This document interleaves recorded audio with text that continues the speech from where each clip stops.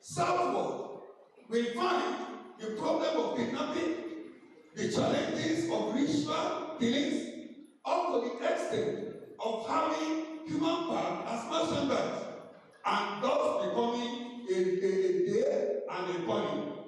It is on this note that we are considering it, that if Africa that holds the promise for the rest of the world is actually to fulfill its promise in discharging the beauty of the black race, people specially by God to advance the interest of the black man. Nigeria has a duty to properly situate itself much better than it has ever been to advance the interest, the security, and the well-being of all. And it is on this note that we are privileged to hold this conference in order to be able to create a platform through which we'll be able to dialogue on issues that relate to security of the human persons and advancement of their interests. Mr. Vice Chancellor, sir, it is indeed an august occasion happening in November, and it gives us joy to welcome these august visitors that we're having in our midst. I must humbly welcome you to this event and take permission and apology for whatever inadequacies we must have recorded. I sincerely welcome you, sirs. I welcome you, ma. And I say the Lord God who brought you here safely will ensure you get back to your destination after a fulfilled dialogue. You are sincerely welcome.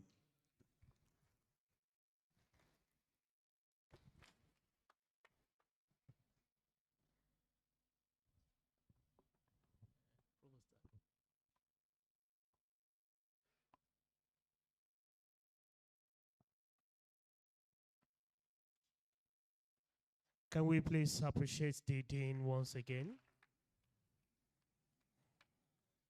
He has briefly informed us why the theme is really more important now. And this is one of the uniqueness of our university, that we don't just join other universities and other people outside there to continue to complain. We don't nag in the university. Rather, we bring scholars together to deliberate and provide solutions to issues affecting our society. If you're happy to be one of the stakeholders of Uniosun State University, can you please give us a round of applause? On this note, I would like to invite to the podium the provost of this college to officially address this gathering. Can we please appreciate Professor Hakim Salami?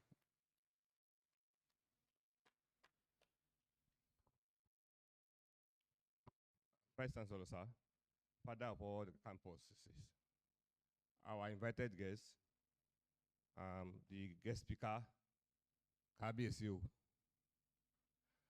all other invited guests here seated, colleague, a representative of the Commissioner of Police here seated, the registrar, the bursar, and the librarian. On behalf of the Faculty of Social Science, we welcome you all to this important gathering. And I know by the time you leave this place, you will have learned one or two things, very important, to the issue of insecurity in our country, because that is the major threat to development in Nigeria and Africa today. I welcome you all to this important gathering. Thank you very much.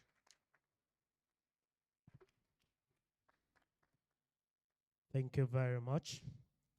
Just about 3 years ago, a man had a vision that the population of this university can increase from what it used to be.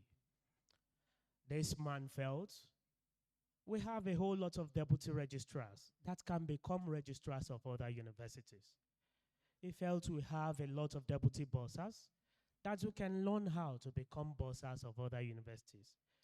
He felt the number of buildings that we have in the university is not enough. Ladies and gentlemen, this man is whom we call our own Akorede of Uniosun. During his tenure, the Faculty of Environmental Sciences that used to be somewhere is gradually becoming a campus. During his tenure, we have one of our deputy registrars that we gave to the College of Education in Laonogun, who is now the registrar. During his tenure, we have a deputy registrar that is now currently the registrar of the Federal University of Agriculture at Abeokuta. During his tenure, one of our deputy registrar, we've loaned him to Kolada Ise University in Ibadan. During his tenure, our director of internal audits, we have given him to the University of Elisha as currently serving as bossa. During his tenure, we are still going to have a whole lot of professors that are going to become vice chancellors. During his tenure, the gigantic and iconic Senate building is currently under construction. During his tenure, we are currently building a sports complex for the university. During his tenure, I can continue to count and count and count, but because of our time, please, with a standing ovation, can we bring forward the Vice Chancellor of this prestigious citadel of learning, the Akorede of our own time, to address us and declare this program. Please sit down. Kábíyèsí Bàbá Olókùkù. Ẹ kú ọjọ́ mẹ́ta sà. Ẹ ṣé ọjọ́ sà. Ìlú Òkùkù a máa tẹ̀síwájú sà o. Dúpẹ́ lọ́wọ́ yín gan ni fún gbogbo nǹkan tí ṣe fún wa. My deputy vice chancellors are not here today. They are dealing with some official matters in Osogbo. The registrar is here. The bossa is equally here. Librarian is here. Some other officers of the university at the center are also here. I want to welcome my colleague, Professor Akani Akinyemi, the Deputy Vice Chancellor of my own university, the Obafemi Awolowo University, Ile-Ife. You are welcome, sir. The Provost of this college, the Dean of the Faculty of Social Sciences, my deans here, including the Dean of Management Sciences of this university, directors, and our heads of departments, both in this campus and other campuses of the university. The guest lecturer of today, I've been reading his column in the Tribune, the popular Olagunju of Nigerian Tribune. You are welcome, sir. May your ink never run dry. I used to be a columnist for Tribune in those days when Festus Adedayo was there. But I stopped writing when I wouldn't know what happened, but I stopped writing. I published up to 75 articles in the Nigerian Tribune in the early 90s. I counted 75, half-page column. I used to be a complete socialist and radical until I came to understand later in life that the world is a capitalist entity.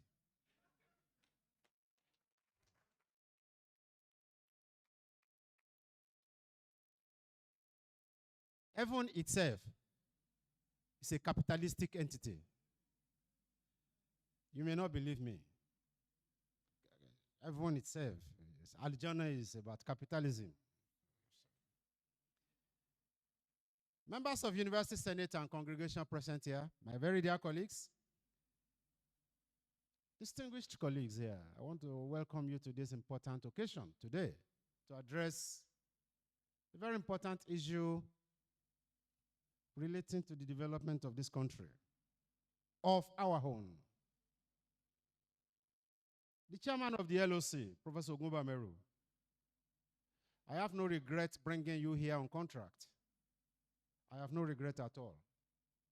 And that's one of the things that I do when people come to bombard me with letter for sabbatical, letter for contract. I look at the person from head to toe, and I ask myself, will this one stay here? Thank you for contributing to this exercise, sir. Prof.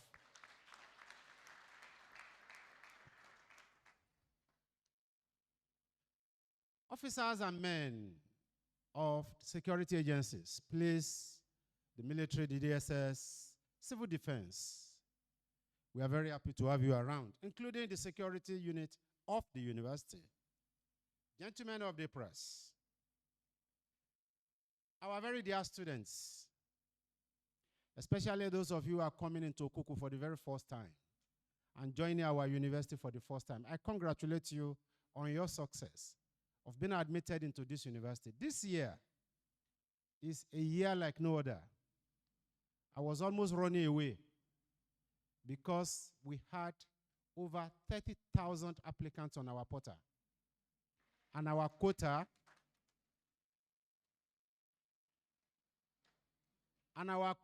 is just 9,500. So over 20,500 will go back home. They will have to go and look for another university to attend. And you will now imagine the pressure that the authorities will be in from different interest groups of people looking for admission.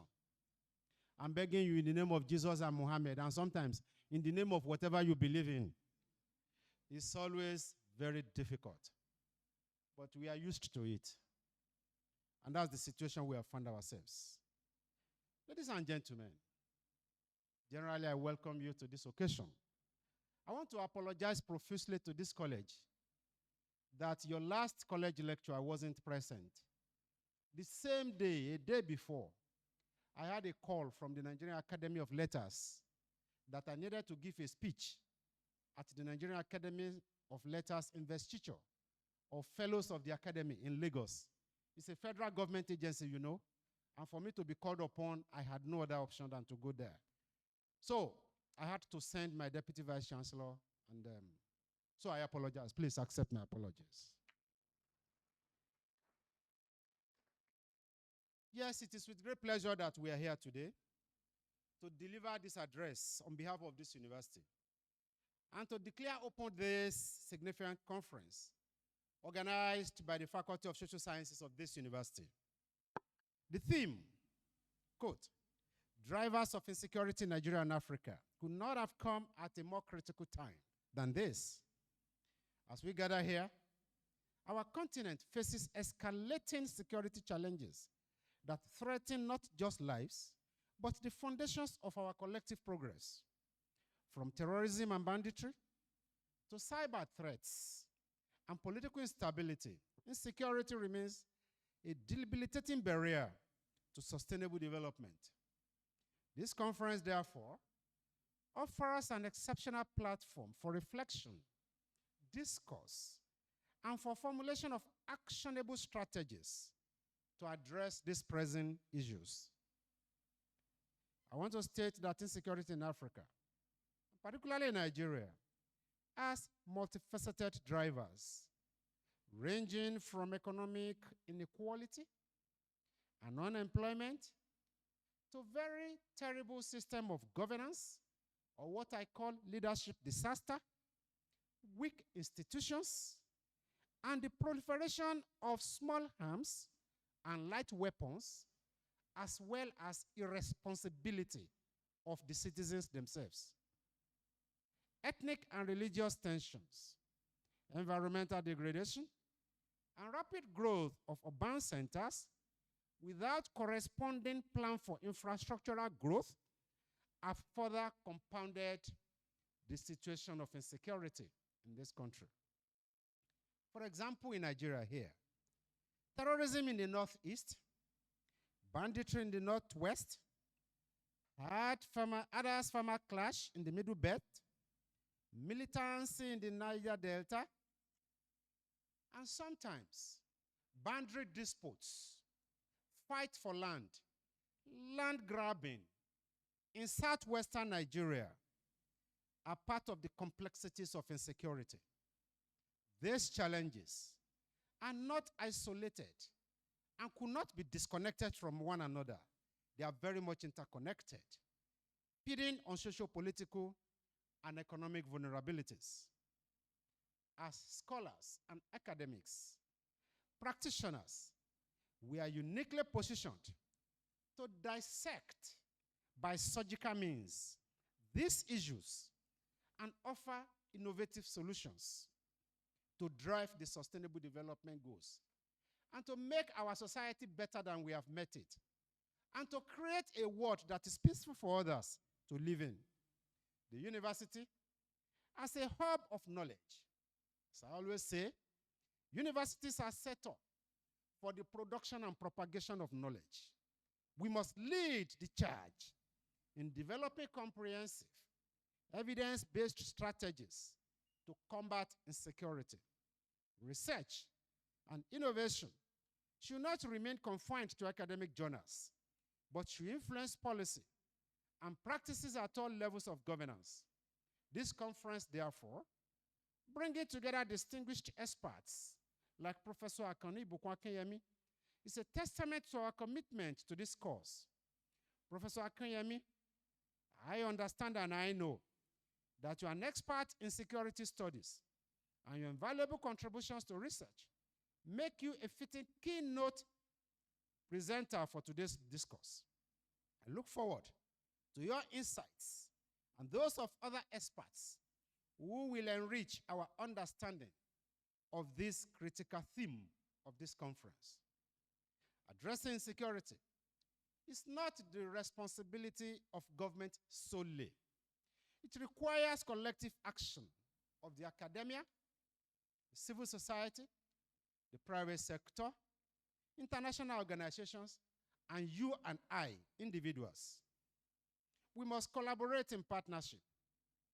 And our unwavering dedication to academic excellence, we will continue to contribute meaningfully to fight against insecurity.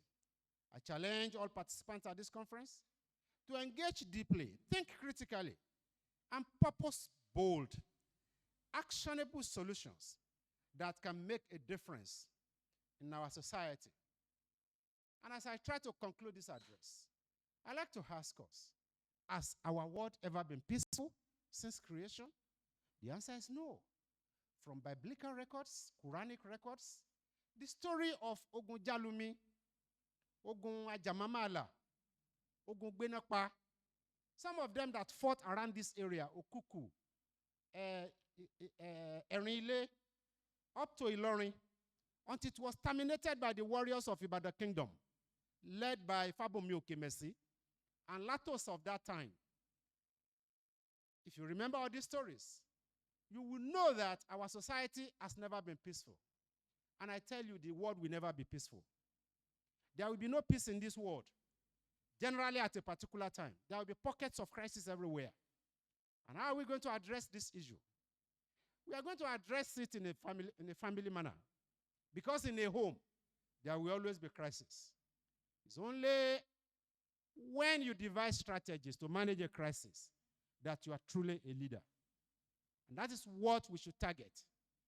Emil Durkheim, in his theory of sociology on ubiquitousness of conflict, said that conflict is present everywhere at every time.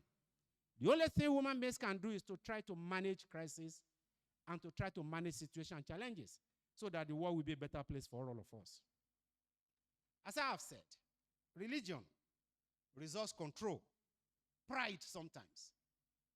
There are some of these things, banditry, insecurity, they are promoted by pride. A particular section is thinking that it's being downgraded or it's not being treated with the might that it deserves. Then they start to say, let's test our power. It has happened before in many places. So it can be a result of pride. It can be a result of the need for what they call ethnic cleansing. It's not, crisis is not as a result of someone offend someone many times. It's also about ego. Someone thinks that a particular tribe is trying to dominate and control the society. So what follows is what? Crisis, insecurity. You remember the ethnic cleansing in Rwanda? The ethnic cleansing in Germany, 1940 to 1918 and 1944 to 1946. All this happened because people feel that their ego is being depleted. And therefore, they must do something to weed off the other party. And what has been the implication? the implication is that crisis is needless. It's needless because most times you hand it with a cup of coffee. Just as KBSC and the Dins are seated here. They exchange, they say, drink the coffee, Jari, and they drink the coffee and the thing is over. But along the line of the crisis, they've burnt houses. They've killed innocent human beings. The Yoruba people say, ogun, people can die as a result of stray bullets. People who are not connected with crisis get kidnapped. People who have been kidnapped, most of them were not targeted. They were just victims of circumstances. I remember a permanent secretary in our state here, one Mrs. I can't remember her name, got killed on Abuja Road. While Mrs. Kolawole, thank you, God bless you. They weren't waiting for Mrs. Kolawole now. She was just circumstantial, and she got killed. Our own professor of orthopedic surgery.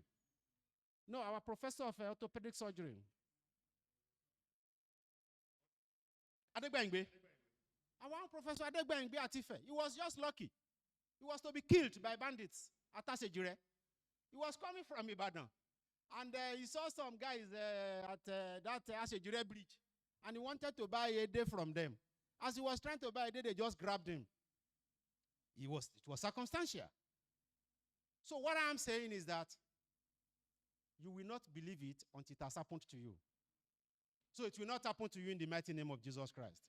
So what I'm trying to say is that as people, as leaders, we've got to change the way we think. When we change the way we think, we will have a society that all of us can beat our chest, that this is our society.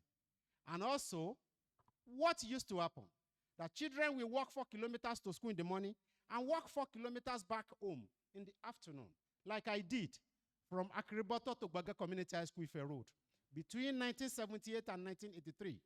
And nobody will stop me on the road, alone. If a child does that now, the father will have to go and climb the mountain to go and pray. On this note, I want to pose 2 questions. Is economic uneasiness a driver of insecurity? I will say yes and no. Now, let us take this hypothetical question. I'm sorry my address is getting long. I will quit this place now. But I try to interrogate issues. Now, prices of domestic items have tripled between May 20 last year and now. Isn't it? Before May 29 last year, insecurity even in Osun was serious. That people who asked me, VC, I will get call from governor's office from everywhere. VC, now prices of materials have tripled. Why is it that insecurity is down? Are they related? So the human factor of insecurity must be addressed. On this note, I want to declare this conference open to discuss the issue of insecurity in our society. And therefore, with great honor, on behalf of the Senate of this university, I declare this 2024 Faculty of Social Sciences Conference open. May it be fruitful and impactful. Thank you, and may God bless Osun State University. God bless Osun State. And God bless the Federal Republic of Nigeria. Thank you very much for listening. Please, we can do better for the Vice Chancellor. All this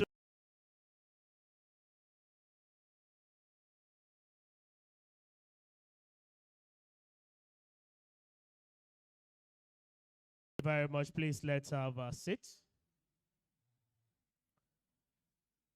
Having declared the conference open by the Vice Chancellor, and with that wonderful address delivered by the Vice Chancellor, which really posed a real challenge and question to us, we are going to go still in that straight line as we're going to be having the guest speaker to really feed us on the knowledge of the theme, the drivers of insecurity in Nigeria and Africa. And as it is a standard practice, we're going to quickly have the citation of the guest speaker of today. And to do justice to that, I would like to quickly call on Dr. Folake Larry Babalola. Can we please appreciate her as she steps forward to read the citation of Professor A.I. Akinyemi. Thank you.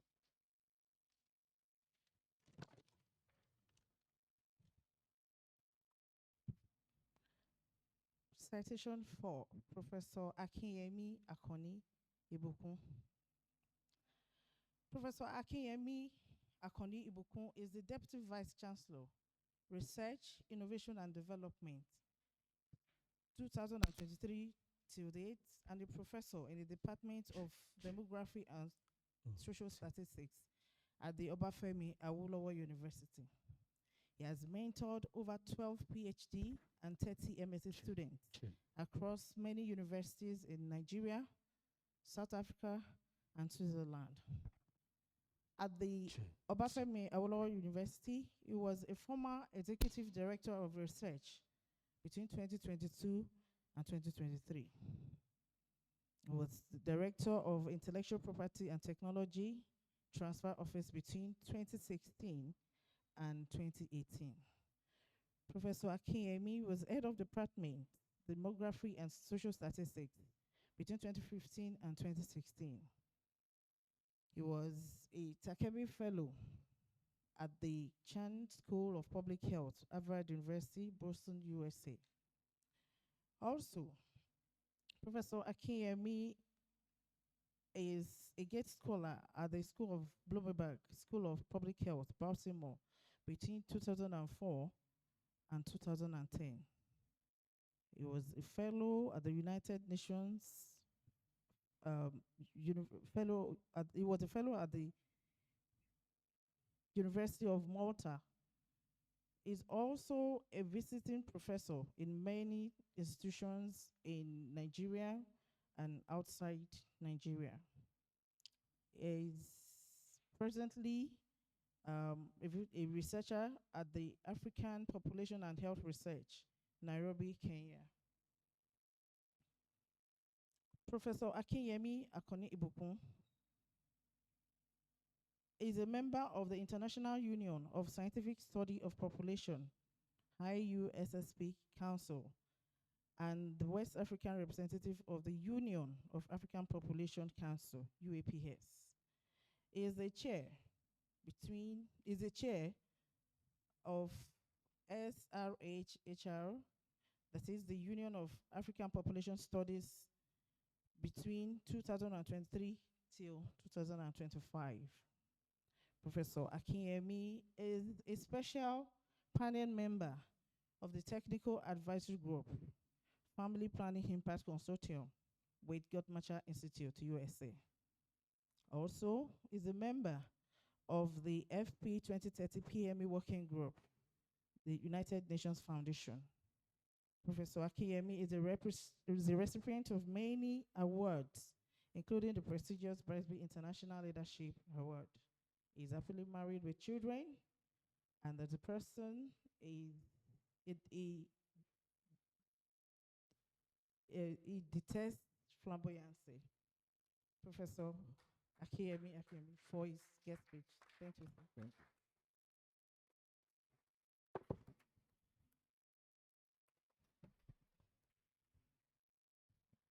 Thank you. Let me start this lecture by sincerely appreciating my big brother. I just heard of his other name now that I'm going to broadcast in Ife, the Akure Day of Osun State.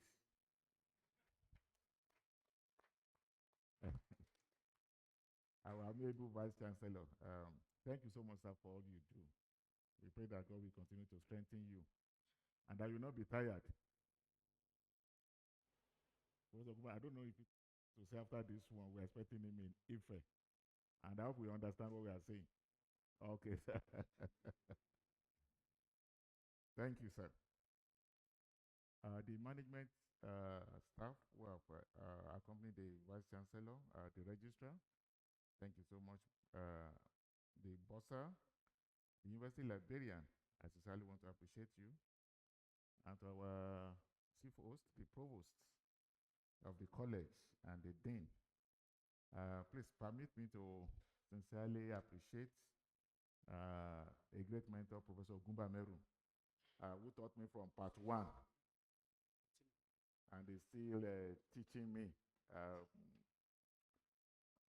I usually joke about this, that a recipient of his weekly fellowship is every week while he was in Ife, he made sure that they send a bottle of granite to my office, and every month there must either water or a pack of Coke, just to make sure I'm working.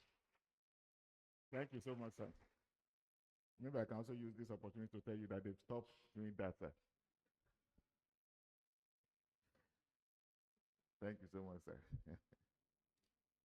I want to sincerely appreciate all my eminent professors who are here, HODs, my colleagues, students, and particularly also the media for the excellent work that we are all doing. Thank you so much. And also the invited guests and the speakers. I sincerely want to appreciate you. And our KBSC, the Olokuku, thank you so much for gracing this opportunity. I'm the representative of the Security Commissioner of Police, etc. Please let me, therefore, stand on the existing protocol already well laid by the Vice Chancellor. I learned I have 30 minutes to speak, and please permit me to recognize one of my very good friends. I have so many friends here. The Professor Asiambola. We have been on this race for a very long time. I think we first met in South Africa in 2002, and since then we've been meeting almost every time. Thank you so much. Yeah. Well, you know, when you have a brilliant Vice Chancellor to make a remark, and I think he has set the stage for whatever thing I wanted to say. Then he closed by making some remarks to also pose some questions. But please permit me, because I'm a social scientist, to follow a bit in the tradition of social sciences to build a little argument, and also to strengthen the poster that the Vice Chancellor put across to us. You know, our field, social sciences, management sciences, there's a big question. Particularly for some of us who are postgraduate students, I want you to hold very dearly. So when you go for big meetings and you see professors of medicine, professors of agriculture, they always ask a question: so how does social sciences connect to development? Is it just about theories? And I was one of those that I've represented Africa at several points. I said, no, social sciences is not just about theories. We do not just analyze data. We also connect to development. So I will look more, you know, from that lens of development in putting forward whatever thing I wanted to say. So to first to say that a university like ours, particularly social sciences, we need to grow beyond just identify the problem. Yes, insecurity is a problem. So how do we connect, you know, to making little support from our own fields to see how we improve the security. So that is the angle that I will be looking at it. So first to say that insecurity is one of the most pressing challenges facing Africa. I already submitted the paper and I give a lot of statistics, what happened in the East. Kenya used to be a very peaceful place that we all go for holidays before. But now you are going to Kenya, people are praying for you, be careful where you go, just because of insecurity. Tanzania, a very nice place. I've been there severally, you know, for holiday, etc. When you are going now, people are advising, where are you going? In Tanzania, you know, to be sure. So across Africa, you have all issues of crisis. But permit me to say that it's not just about those big level crises that we are talking about. Because when you say insecurity, yes, you look at it from those very high level, global, national level, but there are many issues around insecurity that we live with daily. So I listened to President Tinubu in his inaugural speech. He devoted like almost 3 minutes talking about insecurity in Nigeria, and out of the short minutes that he needs to talk about. That is a signal of how important as a nation insecurity is to us. Because without addressing the issue of insecurity, thinking about development in a country like Nigeria, therefore, it can be like a theory. So we need to address insecurity for us to develop. But it's not just only about President Tinubu. I've also listened to many governors. I advise, particularly postgraduate students, please, don't be a social media postgraduate student. Social media is not about knowledge. It's just about fancy news. But when you listen to a president, it helps you to think the relevance of all what you are doing. Because the president of a nation is a secondary argument that you like him or you don't like him. When you also have a governor, particularly when they are presenting their budgets, since I was in primary school, I listened very carefully to whatever thing they want to say. So I encourage postgraduate students, please, particularly many of us in social sciences, when you listen, when you heard that a governor wants to present something, please listen. There are many things we can learn.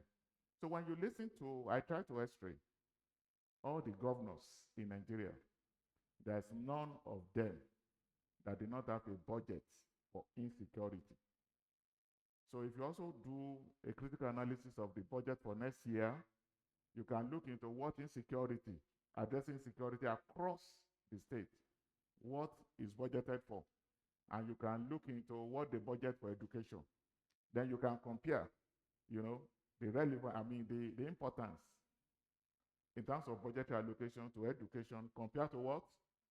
Insecurity. So what that tells us is the big issues around insecurity.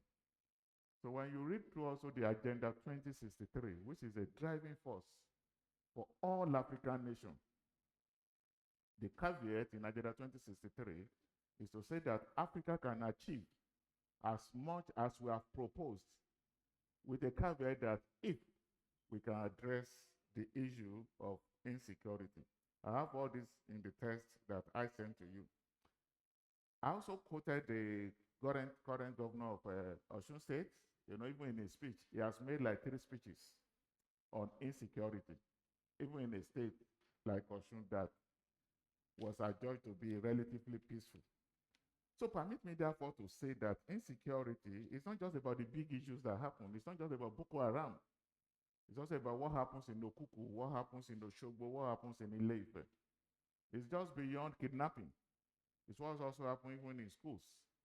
I was talking somewhere and I said, education is one of the most powerful tools that can make a woman to achieve their God-given potential in life. A woman who is schooled is 20 times better than a woman who did not go to school to achieve her potential. But when a woman comes to school, how secure is that woman? How secure is that woman from rape, from colleagues where she stays? How secure is that woman even in the university premises? So insecurity, therefore, is not just about the big things that we talk about. There are also things that we live with, on a daily basis. You read about news, I think about last month, that they arrested some young boys in Oshogbo, where I think about 2 of them with their, we call it lovers now, or girlfriend, that they killed in the hotel, for whatever reasons they have. Those are critical issues of insecurity. So even when you are not kidnapped on the road, just as the Vice Chancellor said, how sure are you that when you send your girl child to go to school, that that girl is safe? When your girl child said, I have a friend to go and visit, how sure are you to say, well, you can go and visit that person and that you are safe? So insecurity is far beyond just looking at issues of Boko Haram. It relates to even our day-to-day life that we live. And again, I want to thank the VC, because when he was sending his speech, he went to the prayer, right? As we have come safely, may we go back safely. So it's not just about kidnapping. Even our roads that we fly, even without Boko Haram, are we secure? When you travel on those roads. So issue of insecurity, therefore, as you rightly put there, all encompassing. And as I said, I will not be problematizing issues. I will be looking into, so what can we do as a university, as a scholar? What can government do? Because everything is not just about government. So permit me therefore to rest my case on two theoretical assumptions. One was what I learned about 30 years ago when I was in 200 level by our professor, Professor Fumisho Eton. She was a doctor then when she was teaching us. I was in part 2. So she came to class and was telling us about money. And I was listening to what she was saying. And then she talked about this Gresham's theory or law of money. And she said, bad money drives away good money out of circulation. Since that day till now, I think about that every day.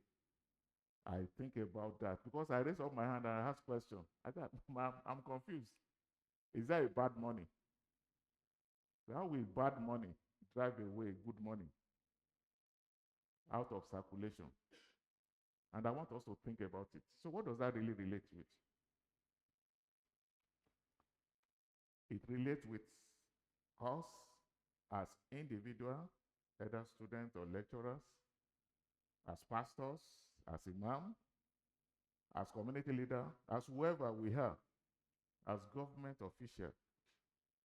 You know, anytime we try to silence something that is good, we are only promoting what? Something that is bad. Yorubas will say, ọmọ yín ò ṣe àgbàfọ̀. Ó ń kaṣọ wálé. Those are big issues we need to think about. I was in part 2 when I heard about that. And I'll be privileged to use it to even speak to people, even in the church. Anytime that we choose to normalize what is wrong, anytime you say it does not really matter, you are a driver of insecurity. Anytime you see evil and you choose to look the other way rather than correcting, you are driving insecurity. It may be, you may think it's so low. You may think it's so low. But when you will continue to encourage little bad things, in mathematics, when you continue to sum it together, it becomes what? A monster. So that is where I want to start from in this lecture. So we talk about bad money, we talk about good money. So what are these bad money? What are these good money? Particularly as scholars. And so the first thing I talk about in terms of that is, so what do we really celebrate? What do we celebrate in academics? Permit me to say that at times we miss our priorities and we choose the wrong things. You know why? Because we believe this is what sells. So at times we choose the bad conduct, because we think it's the bad conduct that sells more than the good conduct. And anytime we try to do that, we're only trying to promote insecurity. And that is what relates from low level to the highest level in our system. So when government choose to do the wrong thing rather than doing the right thing, and we clap for them, what are we doing? I was sad sometimes when I see during a political rally, just to gain popularity, some contestants at the level of being a governor, patronizing all kind of things that you do not pray that your son or daughter should look like, just to attract crowd. That is one of the greatest driver of insecurity. Because as leaders, we must choose the right thing. It doesn't matter who we are. We must choose the right thing. So I'm pressing one of those arguments there from that Gresham's theory. And I want to encourage particularly our young scholars here, please read about it and think more around those other ones. So the second one I borrow is from the sociological theory. And in social sciences, we do not talk. We rest our case on theory. And permit me to say that that theory started in 1891. But if you look into literature, you see that it has been cited more than 1 million times. So what that says is that it's not just in Nigeria, it's across the world. But what institutions therefore try to do is to make sure that you do not normalize. You see, anytime you say bad conduct is normal, then what we are promoting within that system is insecurity. So countries all over the world, therefore, they try to fight, not to normalize bad conduct. But what we do more, not just as government, but as families, as individuals, is the culture of normalizing, this. There are many examples I would have loved to give, but because of time. But I mean, for instance, if the case come and they said your son raped a girl, what do? You want to go and find out about the family of the girl, right? To go and plead, it's my son, don't, don't let him suffer, right? But we can point to that person on the road who wants to kidnap. What is the difference between the two of them? Sorry. It's just that this other one was not born by you, or maybe it's also born by you. Yeah. Please, we must stop to normalize things that are inimical. So the second theory is about the social disruption theory. And this is a more broadened theory. And again, thank God for people like Professor Kubameru who can lecture us about social disruption theory. And it's so simple. What does it mean?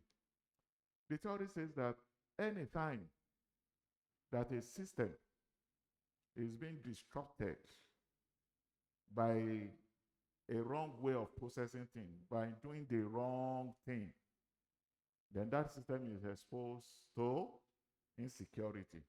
And I can give a lot of examples also on this. The Vice Chancellor started with government. If you take it from government down to the homes, then you will see those drivers of insecurity, even to the house. I was with some professors sometimes, and they were complaining, in another university I was invited as a keynote speaker. And so about 4 professors spoke before me.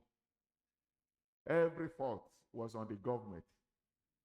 Why things are not working is on government. Why things are not working is on the government. But I asked this simple question. I said, who is that government? Who is that government?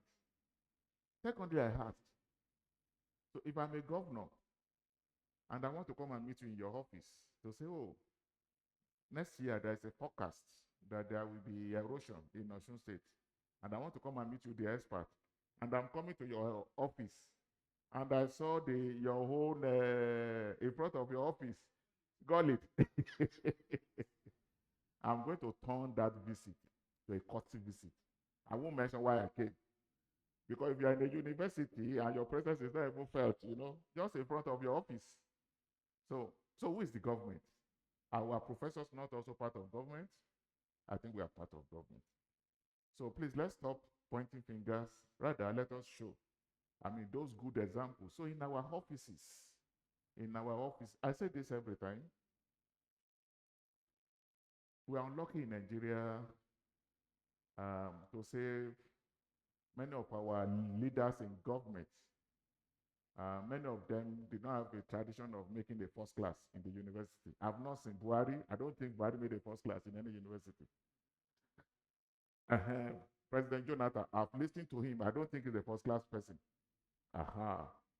President Obasanjo, I'm not sure. So why do I raise that question? Is to say that also the way we treat our students, because at times these first class people will end up like us, to be professors, to be consultants with UN. But who end up in government? Who? It's not me that said it. Your visitor can hear you. Likely to be third class. But the value that we give them. The value may not be what we teach, but what they have seen us do, we continue to be with them. I listened to Good Luck Jonathan one day, and I was crying. I think I've said that to many of my postgraduate students. The president then said that when I became president, I think about what my professor said. And I thought it was possible that my professor said, if presidents are thinking, there will be a job for everybody in Nigeria. Like you want to construct road now, Okuku to Ile-Ife, Abi to Osogbo. All you needed to do is to call all the young people. You give them cutlass and no. Oh yeah, keep constructing road. But I said, now I'm president, I see that it will not work. What is the point? It means that that professor was not the professor that knows the reality. You know, he has misguided him. He never knew that Jonathan will become president. Now he's president. So the values that we set, if we fix class for 8 o'clock, please let us be there for 8. It may not be convenient, but we are addressing what? Insecurity. Because then either you made the first class or you do not make the first class, the student would have learned, right? That 8 o'clock is what? 8 o'clock. So that's the way I look at some of those things that then influence the bigger things. We will talk about it. So the drivers of insecurity, I just put it in one slide because those are things we all know very well. And maybe I just pick one or two of it just to speak about. Because for me, I'm not a theorist. I'm somebody that wants you to listen to this and think about, so what can I also amend so that I don't continue to drive insecurity, either within your community or within your own influence. The Vice Chancellor already spoke about the economic marginalization and inequality, so I don't want to repeat that. Anywhere in the world, the greatest driver of insecurity is economy. If you listen to people who want to make a ritual sacrifice, what are they looking for most times? It's money. People who kidnap, why do they kidnap? It's money. So when you see a lot of imbalances, you know, across the economic device, there are enough reasons to promote insecurity within our system. The second thing that the Vice Chancellor also mentioned is about the political exclusion, which is very, very critical. And this is one thing also that I just tried to mention in passing. So what do we teach our students? We should teach our students that life is about inclusion. They must learn to respect that. It's a simple concept. Include everybody. So when we continue to show that winners, like we do in Nigeria, winners take all, creating a divide. Which one do we have in Uniosun now? PDP versus APC. Those are very unhealthy kind of rivalry. It does not matter who wins, right? I need to include other people. That is the right language. And we must continue to teach people. Of course, poor governance. Poor governance, when people have no trust in government, then that itself alone is enough to promote insecurity. There are many other issues that we are aware of, ethnic, religion. I won't want to waste time on that. The climate change, we have a lot around it. Organized crime and smuggling networks. Please permit me to say a word on this. I've done a lot of research around this, and I have just few remarks to make on this. You know, for many of us also that we indulge in this, because we just talk about drivers and we love to point fingers, but I don't point fingers, I reflect more.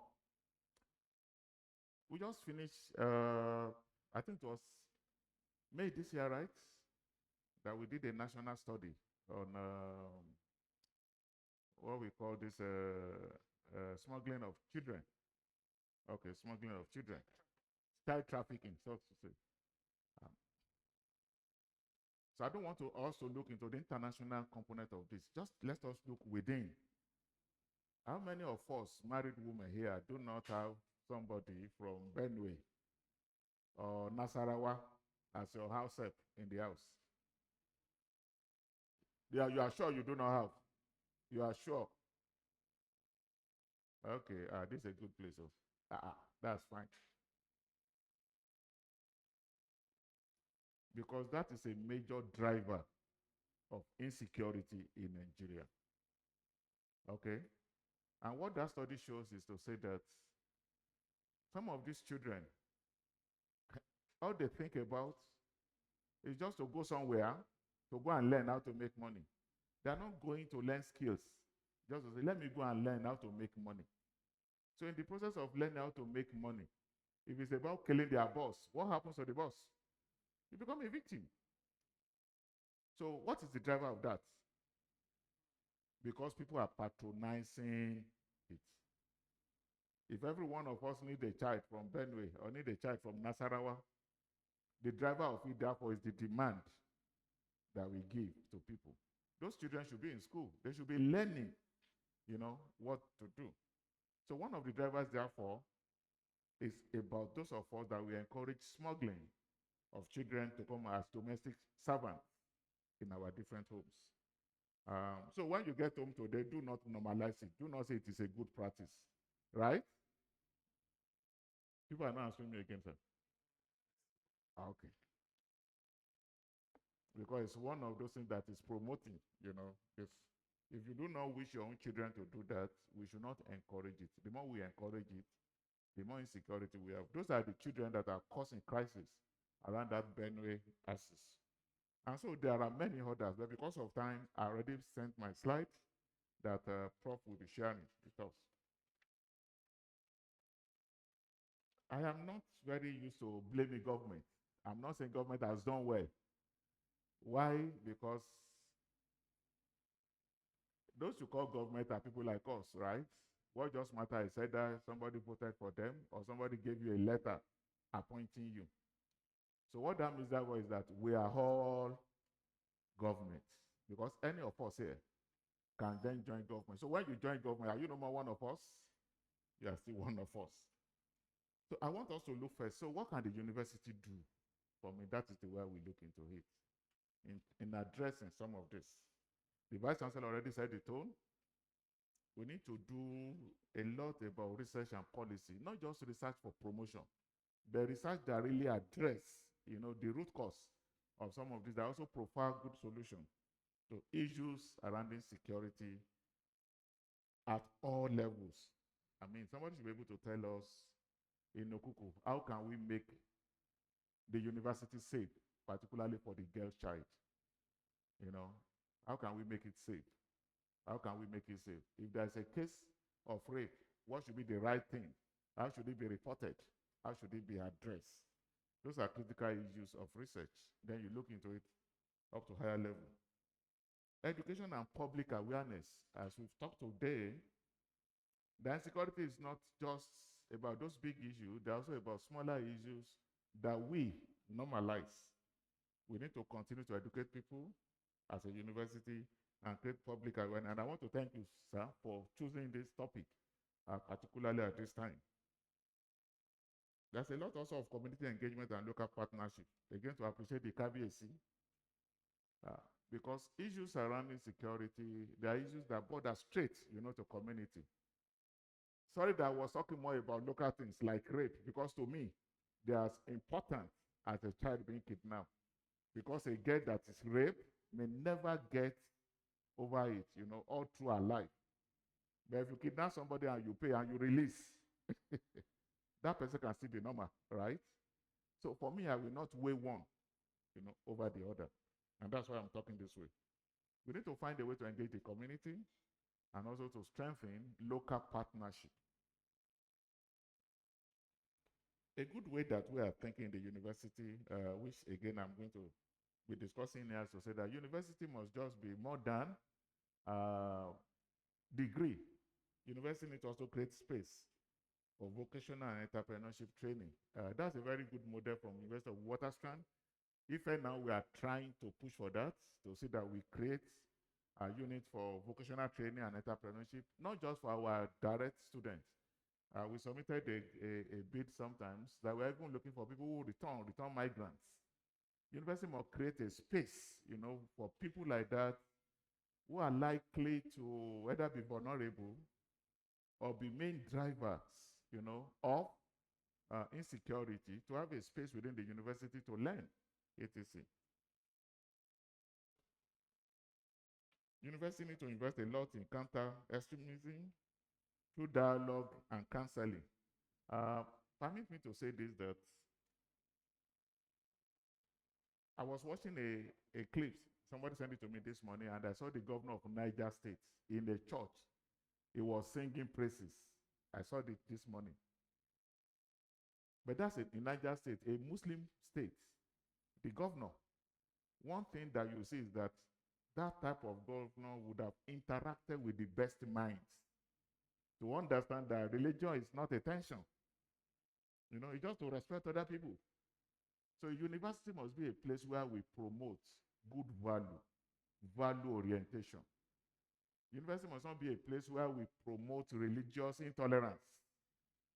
And I'm not just talking to one religion, I'm talking to all religion. I love the way the Vice Chancellor said it. He greeted Christian, he greeted Muslim, he greeted everybody, you know, based on your religion. So we must continue to teach that in a university. University must not be polarized around those religion orientation. You must not define somebody by his religion. Somebody must not be incompetent because of his religion.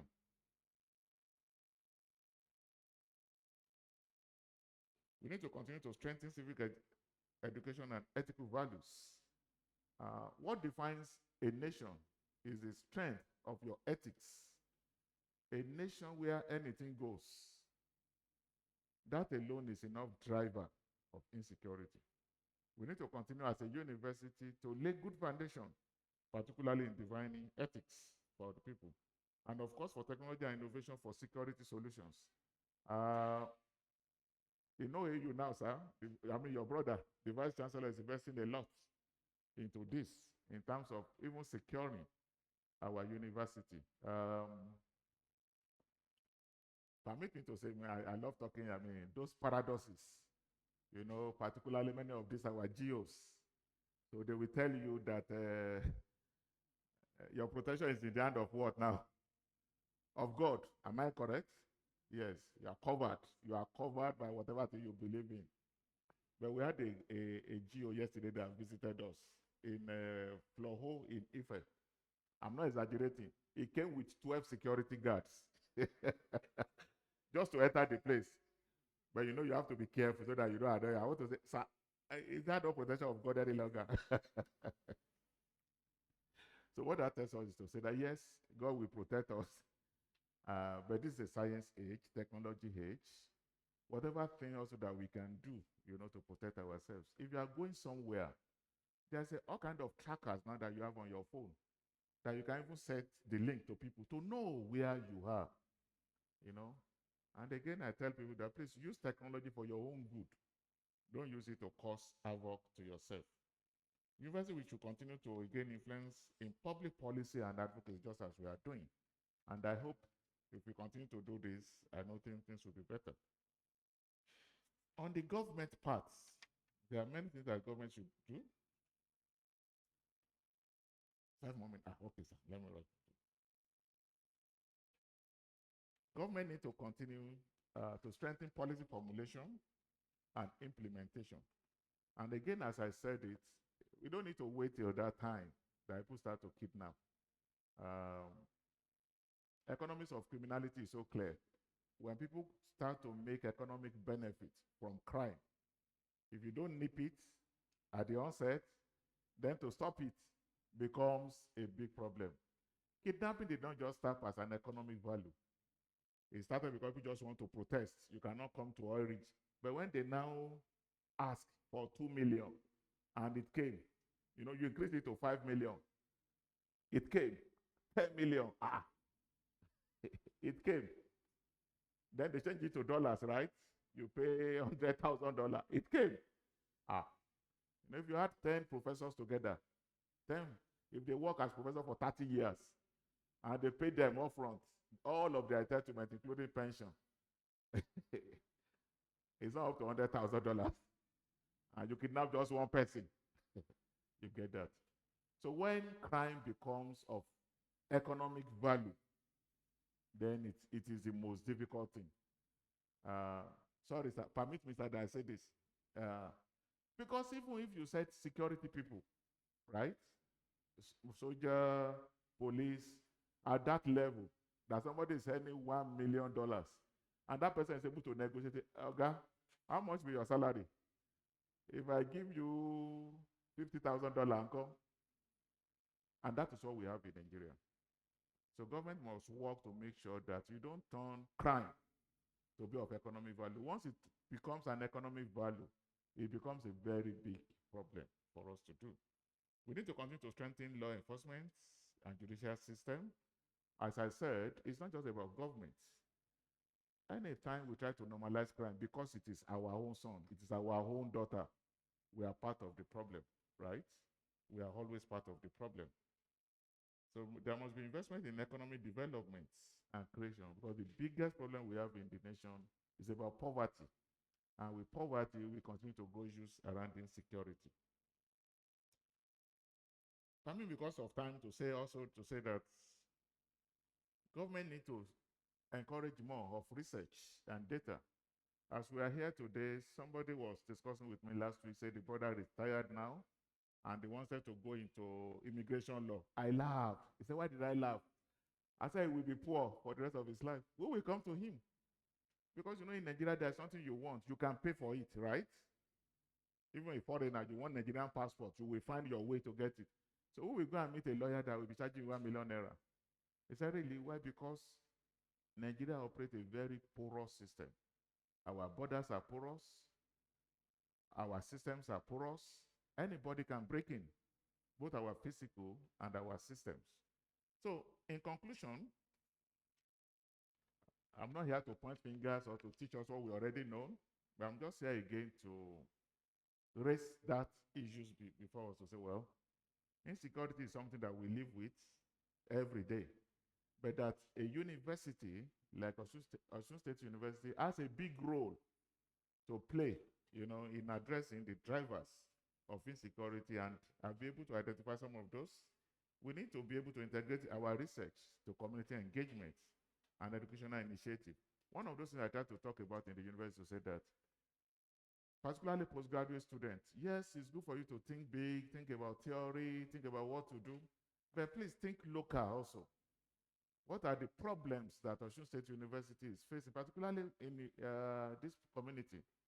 Do a lot of research, do a lot of community engagement, and that is one way of trying to address some of those things. And of course, for government need to be a bit more proactive and to invest in both the prevention and also in addressing insecurity in Nigeria. Thank you so much for listening. And again, I want to appreciate you for this. Thank you. Thank you, sir. Thank you. Yes, thank you, sir. Thank you so much, sir.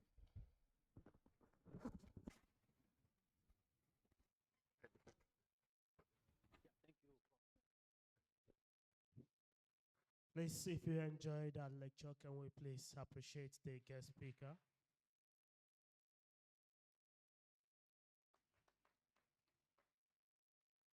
Thank you very much. You should not expect something less from the Deputy Vice Chancellor of Obafemi Awolowo University. I do tell people that this university is unique because this university is a product of research. Our pioneer Vice Chancellor came from that university. The third substantive Vice Chancellor came from University of Ibadan. And the current Vice Chancellor also from Obafemi Awolowo University. So what they couldn't do in Obafemi Awolowo University and the University of Ibadan, in University of Ilorin, is what we are trying to do in Osun State University. Can we please appreciate our university? So please, because of our time, we're going to quickly adjust the program a bit to allow the goodwill message to quickly come up, as we are going to be having our royal father, the Olokuku of Okukulan, Oba Abioye Oyebode Oluronke II, JP, to address us and give us his goodwill message. Can we please shout, KBSU?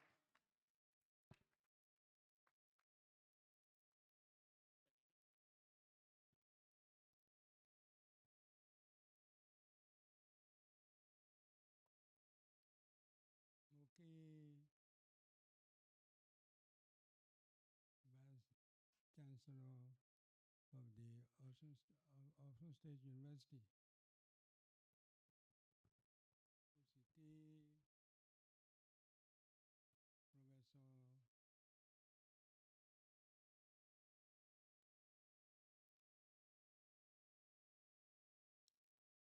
Professor Àgbáyé, mo kí gbogbo àwọn tí wọ́n wà lórí àga, pàápàá the guest speaker. Mo kí gbogbo àwọn professors tí wọ́n wà níbí. Mo kí gbogbo àwọn èèyàn pàtàkì tí wọ́n invite síbí lónìí. Mo mọ̀ wípé tí a máa ń ṣe lónìí, gbogbo wa la ní idea nípa rẹ̀. Àwọn tó jẹ́ pé wọ́n ń ṣe okùnfà àìní ìfọkànbalẹ̀ ní Nàìjíríà. Ní Nàìjíríà lónìí, ọ̀pọ̀lọpọ̀ ni tó ń dààmú wa. Àwọn nǹkan tó ń sì ń dààmú wa ni àìníṣẹ́ lọ́wọ́. Àìníṣẹ́ lọ́wọ́. Tí ó tún ń dààmú wa ni pé àwọn ìjọba wa wọn ò ṣe dáadáa sí àwọn èèyàn wa. Ọ̀pọ̀lọpọ̀ àwọn ìjọba wa tí a bá ti dé orí àlééfà, títara wọn nìkan ni wọ́n mọ̀. Wọn ò tọ́jú ará ìlú. Wọn ò bìkítà fún àwọn tó dìbò yàn wọ́n. Nígbà tí wọ́n bá ń wá ìbò àwọn aráàlú, inú wọn máa ń tọ̀ wọ́n lọ. Wọ́n ó fún wọn ní nǹkan tí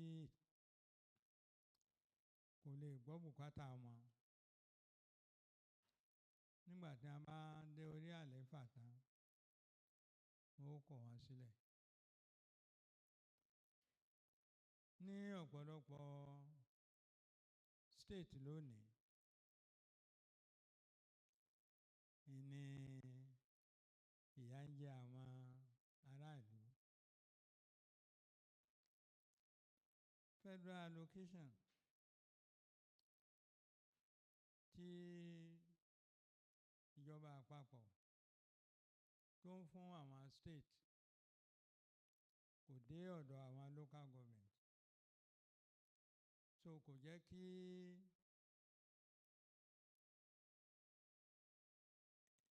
àwọn local government kí ó lè ṣe iṣẹ́ ìdàgbàsókè. Kò jẹ́ kí wọ́n lè ran àwọn aráàlú lọ́wọ́. Àìríṣẹ́ ṣe púpọ̀ láàrin wa.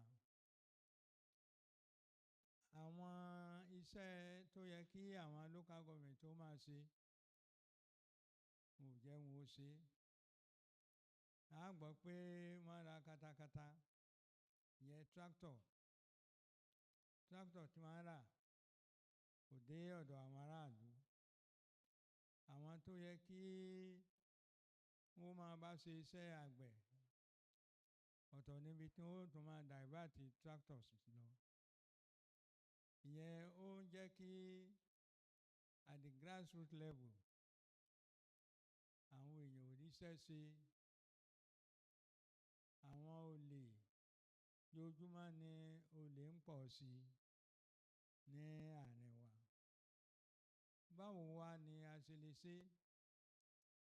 Àfi bí ìjọba àpapọ̀ tí a bá ta gìrì, tí wọ́n ń sọ fún àwọn tí wọ́n gbé òfin kan kalẹ̀ tó jẹ́ pé owó tí ìjọba àpapọ̀ tí ó bá allocate fún àwọn local government fún state, tí local government náà tí state náà allocate rẹ̀ fún local government, tí wọ́n ń jẹ́ kí àwọn local government kí wọ́n ṣiṣẹ́ wọn gẹ́gẹ́ bí ó ṣe tọ́ àti bó ṣe yẹ. Gbogbo wa là á gbọ́ pé ó ká federal government lára débi pé wọ́n ní láti gbé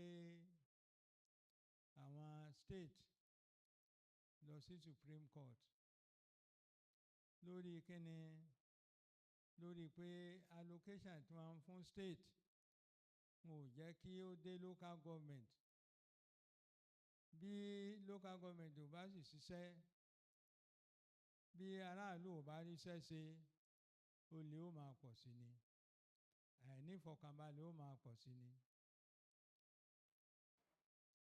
èyí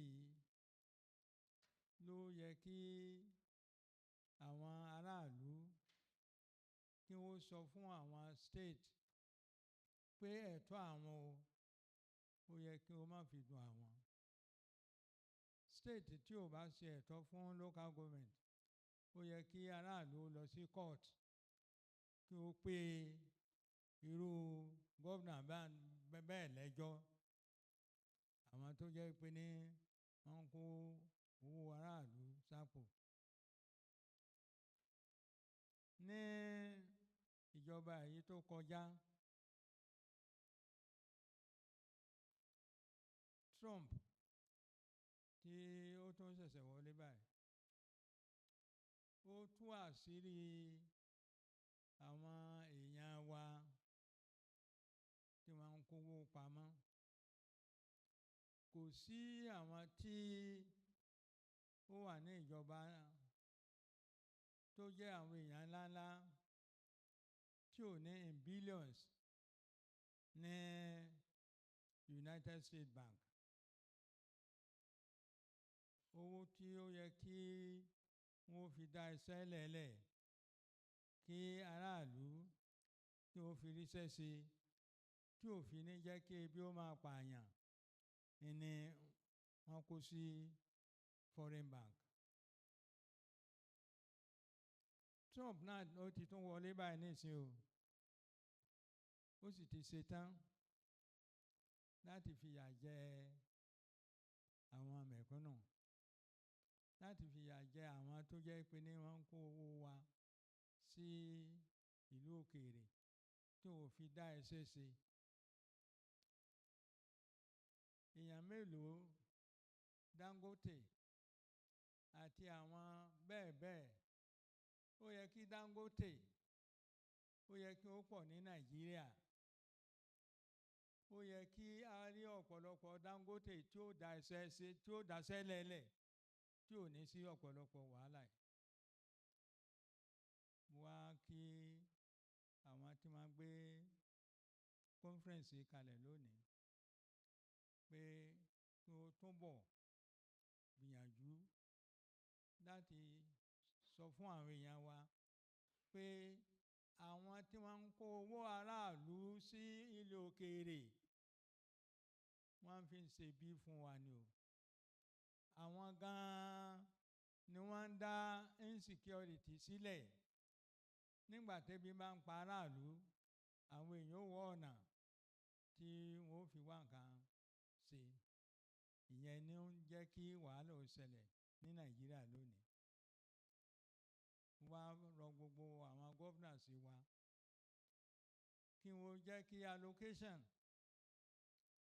tí wọ́n ń fún wọn kó dé local government kí àwọn local government tó ríṣẹ́ ṣe kí àwọn local government kí wọ́n rí pé owó sàn sí local government kí owó allocation kó má jẹ́ pé ní state capital nìkan ni ó dé. Mo kí gbogbo ẹ̀yin tẹ́ wá síbí lónìí yóò dà fún gbogbo wa àdúrà ọgbà wọn ẹ ṣé gan. Can we please shout Kábíyèsí once again? Ẹ ṣeun gan ni sir. A second goodwill message that we're going to quickly take is going to be from the Commissioner of Police in Osun State, who is ably represented here by the Assistant Commissioner of Police, Ajayi Williams. Can we please appreciate him?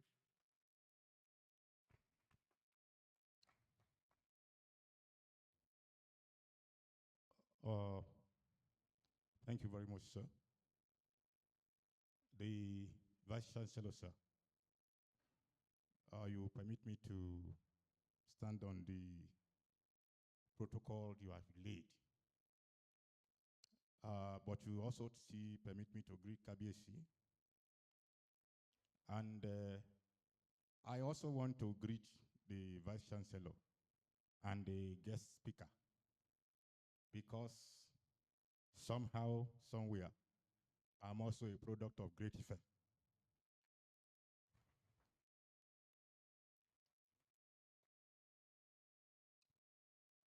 On behalf of the Commissioner of Police, Osun State, CP Umar Abba Ibrahim Mohammed, I want to use this opportunity to actually congratulate the university. And realistically, I am the new area commander of Ikenu Area Command. I have visited Ikenu, I think about 3 times now. I visited KBSC. I have visited the community through the division. I was also here, led all the police team to this place when the late Chief of Army Staff came around. Realistically, the topic today is apt. And as I sat down listening to the guest speaker and I listened to the Vice Chancellor, I smiled. And I realized years ago as a student in Ife, we will leave the dormitory,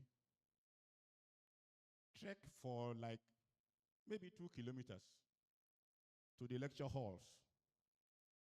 By 1 a.m., 2 a.m., 3 a.m., girls, we go to lecture halls, read in the lecture hall, sleep there, almost alone in a very big lecture theater. And throughout my stay in that university, nobody was molested. But things have changed. Things have changed. And the truth is, crime is evolving, rapidly evolving. But it's like the society is not doing enough to catch up with crime. And between you and me, we have our children here. And by the grace of God, I will seek the indulgence of the VC later, because I will still want to visit the school and communicate with the children. Because that is the theme of the current, that's one of the visions of the current Inspector General of Police, the IGP, Kayode Egbetokun, is that we need to engage the community. We need to engage the community because crime has moved on. What we see every day from our own perspective is like the community, the society don't see maybe 1% of it. And as a result, they don't understand the angle from which security agencies are coming. A lot of the youths, the children that we are having now, don't again believe in education. And they will tell you that education is a scam. But please, sir, is education a scam? I can tell you categorically that I won't be here today if education was or is a scam. Education is not a scam. What has been driving insecurity in the country? A lot has been said about it. One of the major challenges that we are having now is that a lot of our children believe they can make it without working. And how can you make it without working? It is true, the best academics across the globe, they are not the rulers or leaders of the countries. The Western world, I don't think I know of any Western country where a first-class professor is the president. Yet, why are they getting it right? And we seem not to be getting it right. Values have changed. Parents, somehow, we have reneged in some of our responsibilities. And as a result, it is not out of place. What I've seen within the first maybe 3-4 months that I've spent here is that parents don't care again. Children that we see, maybe in the far north, and we condemn. Our children are here too, lacking care. Responsibilities of parents are being shifted to teachers. And when teachers want to correct the children, parents take it to task and come and beat up teachers in schools. Those things culminate and at the end of the day lead these children to crime. Insecurity is a challenge to all of us. I want you to know that it is not the job of security agencies alone. How much can the uniform security do? What is the strength of the uniform security? How much of security are we supporting or financing? The progressive West, the advanced countries, so-called advanced countries, they are policed states. Policed states. Because there is a law there that is being enforced that will not permit you to do whatever you like. These are part of the things I'm sure I've looked at the program. I'm sure a lot of these things will still be discussed. So once again, I want to thank the organizers. I want to thank the guest lecturers and so many other lecturers that will be coming forth. I look forward to a very, very vibrant and fruitful deliberation.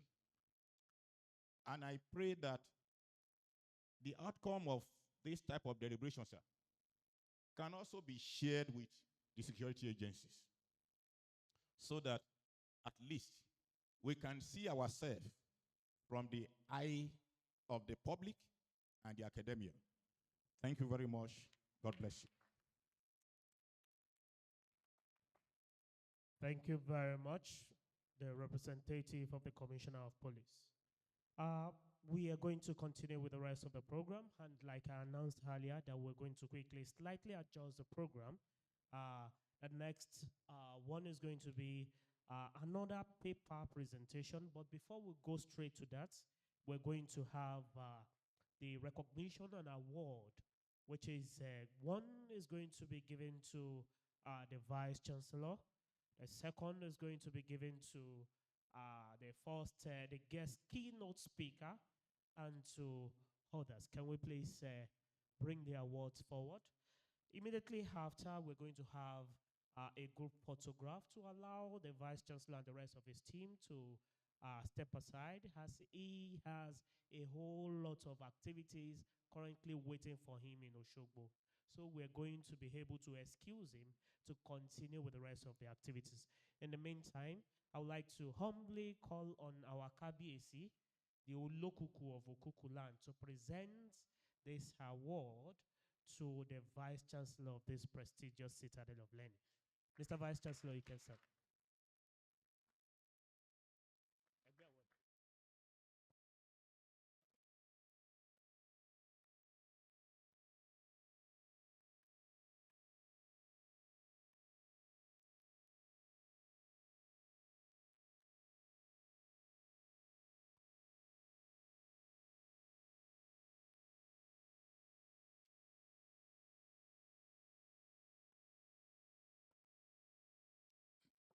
Award of honor presented to Professor Odunayo Clement Adeboye, Vice Chancellor, University of Uniosun, for his exemplary leadership given today, 27 November 2024.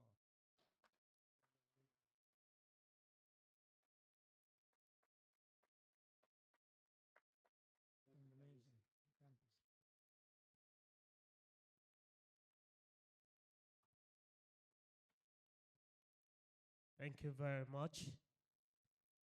Please, you can bring the award for the people that would like to join the Vice Chancellor in the group photograph. The next award is going to the Provost of the College of Management and Social Sciences, Professor Akim Salami.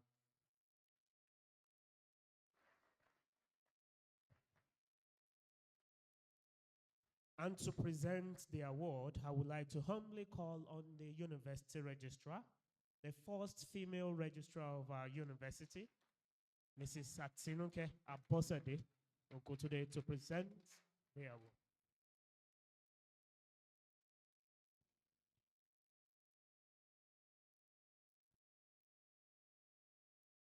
Thank you. This award, sir, is presented to you, Professor Akim O. Salami, as the Provost College of Management and Social Sciences, Osho State University, as the lead speaker of Uniosun Faculty of Social Science International Conference. Today, 27th November 2024. Congratulations, sir.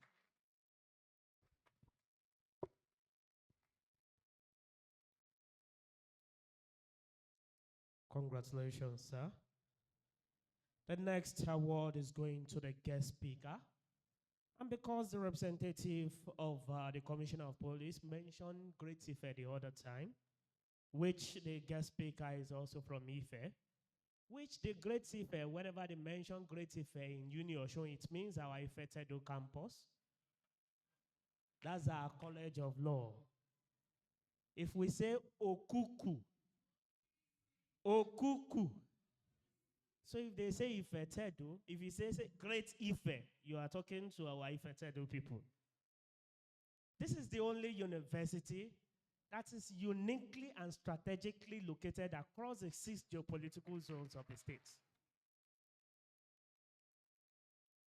If you go to other universities, all their colleges are located in one place, like concussion rice. But you see this university, college by college, strategically and uniquely located. If you want to study law, go to Ife. That's our Ife Tedo campus. Management and social sciences, solely here in Okuku. Okuku. And to present the award to the guest speaker, I would like to still go to Ife, in which I would like to humbly call the Vice Chancellor to present the award to the guest speaker. Can we?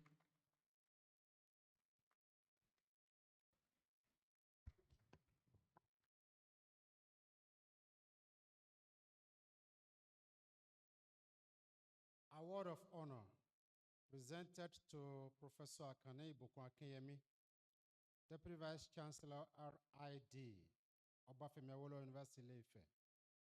As the guest speaker, Uniosun International Conference, given today, 27th day of November 2024. Congratulations, sir.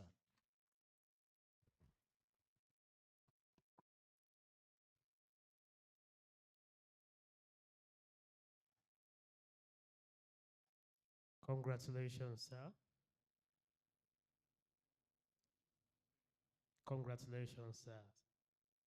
The next award is going to my very own brother, the person that I love so very much, the person that is going to be presenting the next paper, Dr. Lasisi Olagunju. And because I love him so much, I will want the man in charge of our money to present the award. Can we please invite the university bossa, Mr. Muhyiddin Akintayo Lasisi, to present the award. Thank you very much, sir.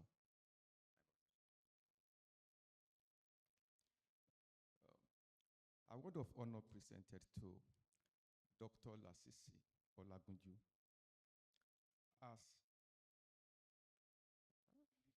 as the lead paper presenter, Uniosun International Conference, today, 27th November 2024. Congratulations, sir.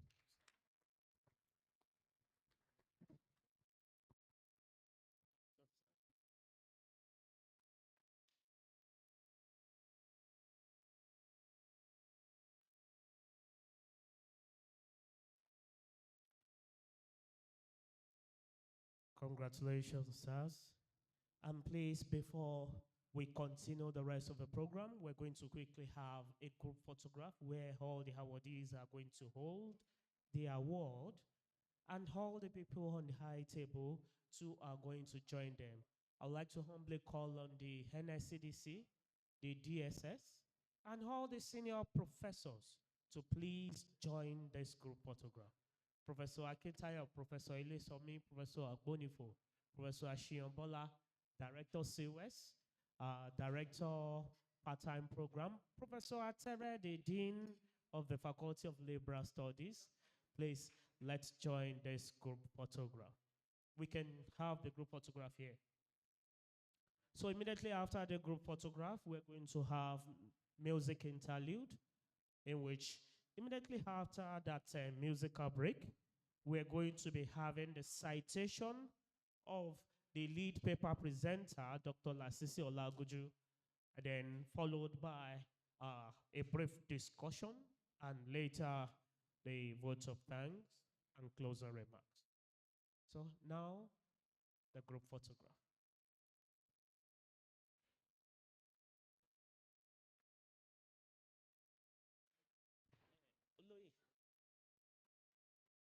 Hi, Chief, sir, please join the group photograph, sir.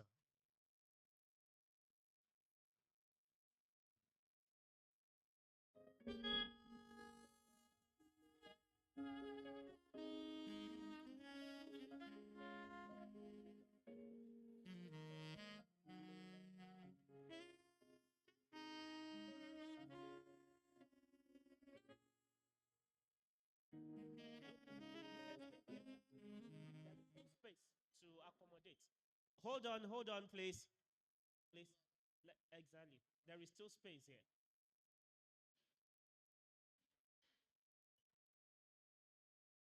I hope you'll be able to capture the guest speaker there. Is the guest speaker standing right? That's the guest speaker. Can the guest speaker come very close to the Vice Chancellor?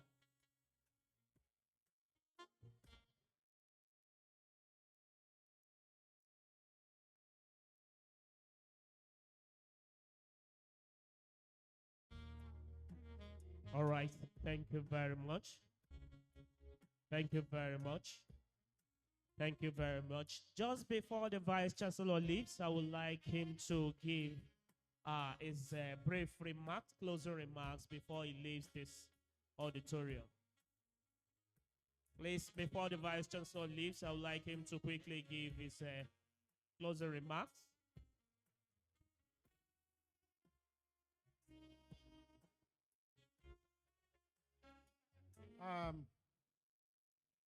By way of closing remarks, I want to once again thank the Baba Olokuku of Okuku for gracing this occasion. I want to thank the Honorable Commissioner of Police, a good friend of ours, ably represented by our own alumnus here today. Thank you very much for coming. My own DVC, you know, the king also has a father. I mean, the king also, the VC also has a VC. So please say well to my VC when you get home, sir. Officers of the university, the dean, chairman of LOC, members of LOC, my very dear colleagues, men from the forces, security forces, I want to thank you immensely. I will not leave this place without telling the students about one important aspect of the problems of our society. And that problem is cultism. It is cultism. Feel free to send me message. Spread it around. The number I will give to you now. If you find any student or anybody trying to get you enticed or getting you initiated into a group you do not want to voluntarily join on question of morality and godliness and humanity too, cultism is evil. It's a component of drivers of insecurity. Don't join them.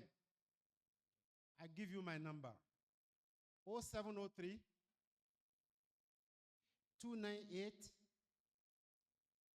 1634.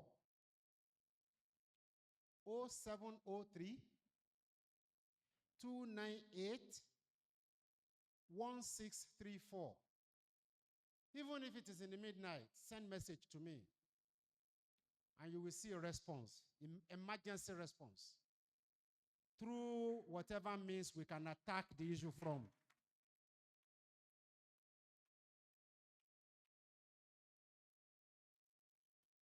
Make this environment peaceful for yourself. Let me tell you this. People who promote insecurity, they don't live long. They get consumed in the crisis. They get consumed. So if you think that you belong to a group that makes you to buga, you may be consumed. Consumption in terms of death, or consumption in terms of ruining yourself and your career for life. By the time we say you are a cultist on the pages of newspaper, and we publish your name on front page of Tribune and Punch, then your parents will start running scatter. You won't be able to get into another institution anywhere. Embassies will crop your name. They will put it onto their portal. Immediately you apply for visa, they will match your that date of birth with your name, and they will say, Odana Lele. You won't get visa, and they will never tell you the reason you are being refused visa. Live good life. I leave this unto you. I say, pray for a peaceful Nigeria before my generation we expire from this planet Earth. I leave you with that goodwill on behalf of the Council, the Senate, congregation, and stakeholders of this university. I wish you happy deliberation at this conference. Thank you very much. Thank you very much. I would like to humbly invite Dr. A.I. Adeyeye to come and read the citation of the lead paper presenter. Can we please appreciate him as he steps forward?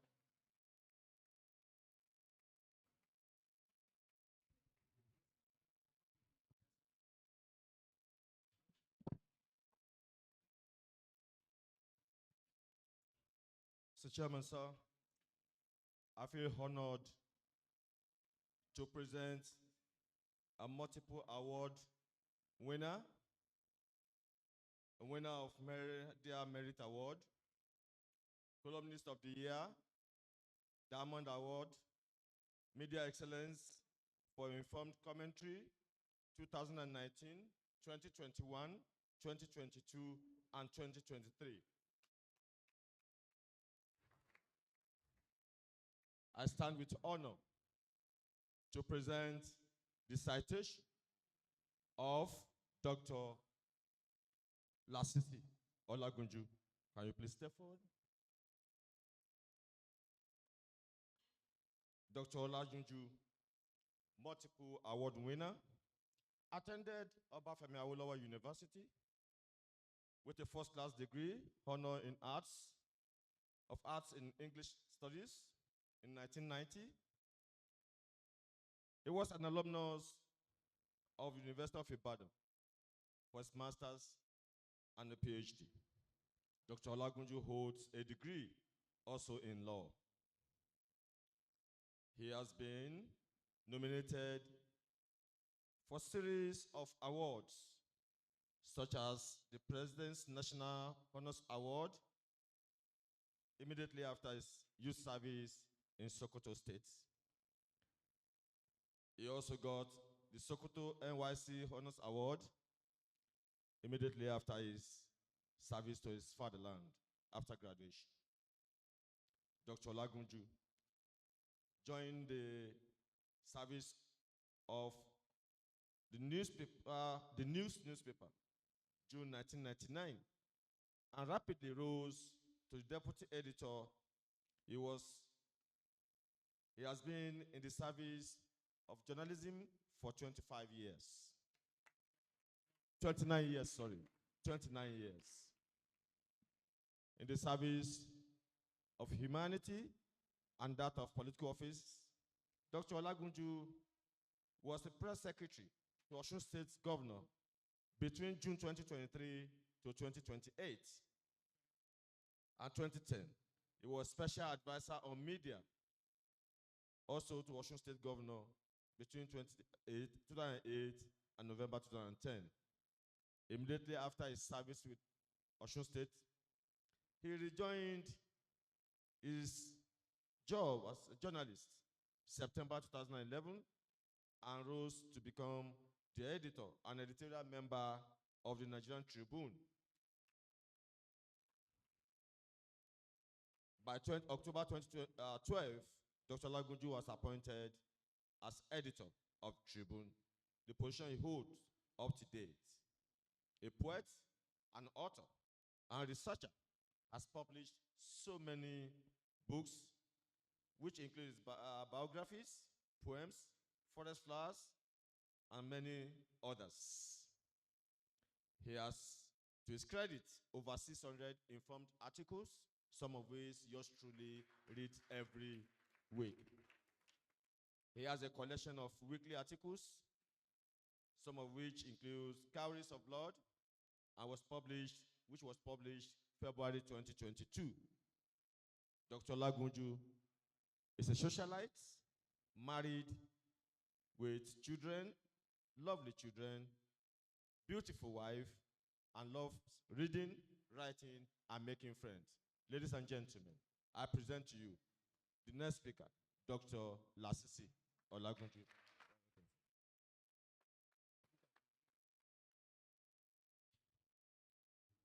Okay, please, we want to, Professor Salami. Please, can somebody help me call Professor Salami? Provost, please.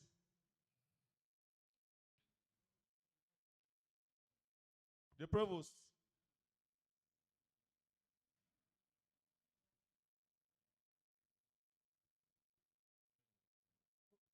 The provost, sir.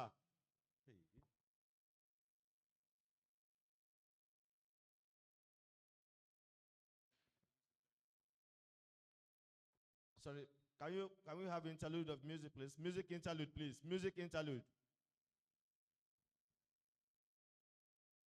Please, let's have interlude.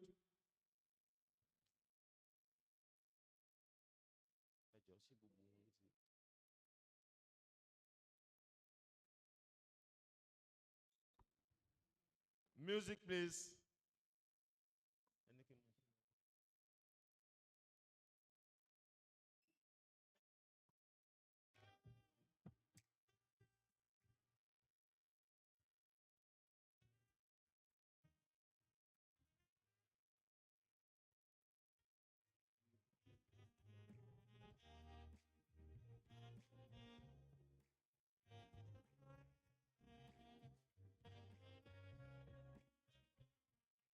Provost, please.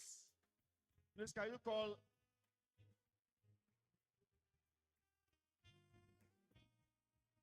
the dean, please? Provost. The provost, please.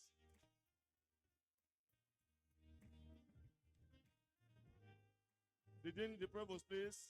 Professors, can we come in?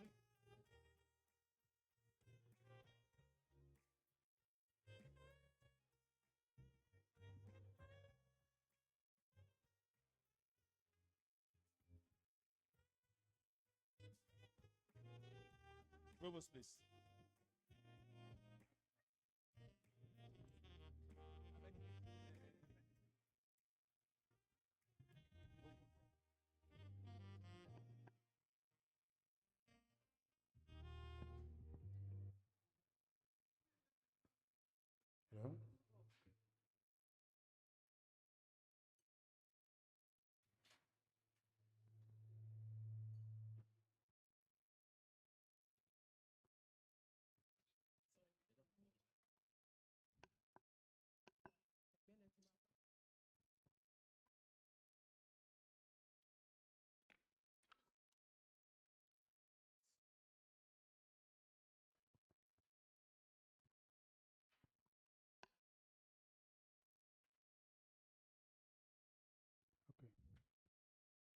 the provost of the college,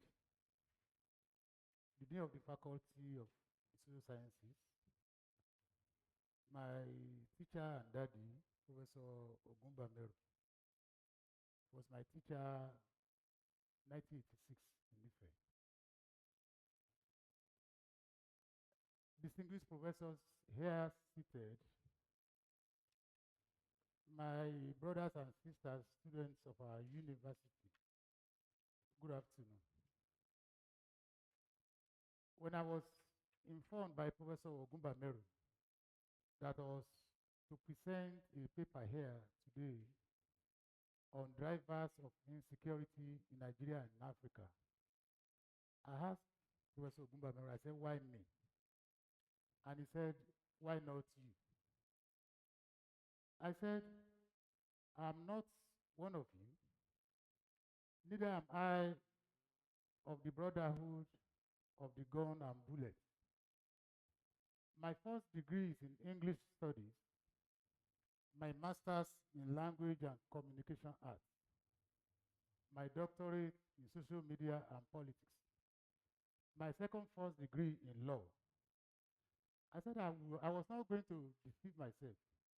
All of these combined do not make me one of you in the academia, in the strictest sense of what you do. But he said I should come, so I'm here today. I'm also aware that the way to the market is made up of many routes on account to Woja. And it is not strange to hear our ancestors tell the unsure wípé kò dìgbà tí a bá wọ ìgboro ká tó di àgbà awo. How do I translate that? One does not necessarily have to be initiated in the sacred grove of the ancestors before one can become an elder in spirituality. So, in writing what I will be speaking on air today, I've tried to wash my two palms, fingers, wrists, all, so that I can dine with you and enjoy the meal. Ladies and gentlemen, holders of the cord of knowledge, please accept my Iba today. And if I say anything that is not correct or inappropriate, my father will say, tell them, ọ̀rọ̀ mi ní kẹ́ẹ̀kọ́, ẹ má kọ̀ mí. Reject my offerings, do not reject me. This conference is themed on what drives insecurity in Nigeria. What is insecurity and what is security? I know I will be asked to make some conceptual clarifications before I can proceed to say whatever I know about this issue. That is your tradition. And I'm going to attempt to put my feet in the exact places where those who created this space put theirs. Before you ask me, I've asked myself, what is insecurity? So I checked, and I've read some of those who have tried to define this. I've read William Cameron. I've read Thomas McCormick's May 1954 seminar piece on the concepts of security and insecurity. I've perused the sociological treatment of those concepts, their classifications into several categories. Security as a goal of life, insecurity as emotional response to sudden external threats, insecurity as a function of belief, especially religious, insecurity as inimical to the development of the personality, and insecurity as a cause of certain kinds of attitudes and behaviors, such as envy and jealousy. In simple terms, insecurity is what my Oxford English Dictionary says it is: the state of being open to danger or threats, lack of protection. This gathering is about drivers of insecurity. What do the organizers mean by drivers? If you go to any of the motor parks in Okuku here and ask for the definition of driver, you are most certainly going to receive the same definition from everybody there. That is a person who drives a vehicle. But here in this room, We have a professional group of social scientists with their own definition, and they will tell you that driver means the significant factor or the key element or force that actively influences or pushes a particular social phenomenon to occur. So, what is making our people vulnerable to danger, to threats, and to lack of protection? My people say if we shout Oro, Ibosi, gently, it will become a song and even a music, and the world will join us to dance to its beautiful beats. Tabafele Kebosi, Ijo Re Yosejo. I should not bore you with what I should not. I do not have the isms that you have. What I have are stories and allusions, and a story well told is said to be a gift that keeps giving. The timeless words of those who saw their tomorrow, which is our today, should provide us with the right explanations for where we are and what we've become and why we are here. I'm a media man, born and bred into storytelling. So I will pick what I have, largely from the media. And in doing that, I will start with Chief Obafemi Awolowo. When Chief Awolowo turned 72 on May 6, 1981, he told the Nigerian Tribune in a birthday interview what has turned precinct about Boko Haram in the north, east, and banditry in the northwest. I crave your indulgence to start my contribution to this discourse by quoting him. And it is fairly a little bit long, you will bear with me. Awolowo said, and I quote him, I don't think we are doing anything about our security at all. And I hope that Gaddafi, he was the head of state of Libya at that time, won't take advantage of our neglect of this very important aspect of our nation's integrity and then infiltrate into the country. I have my suspicion that right now, Gaddafi may be infiltrating part of the north because people who live in Chad can pass off very easily like people who are Nigerians from that part of the country. Only rivers in some places divide Nigeria from Chad. People on the other side have relatives here. People here have relatives on the other side. And the children meet in the same river to swim and play. It is easy for them to mix. And large areas of land in that part are uninhabited. And during the rainy season, these areas are waterlogged. And so it is possible for him to establish posts in every part of the place and put up to 10,000 people there who are well trained. And if they launch against us, we may have about 500,000 soldiers. But our soldiers can only fight against peach soldiers on the other side and not against guerrillas who are scattered all over the place. Burning houses, killing this, killing that, raping women all over the place. And you know that was exactly what happened 28 years after.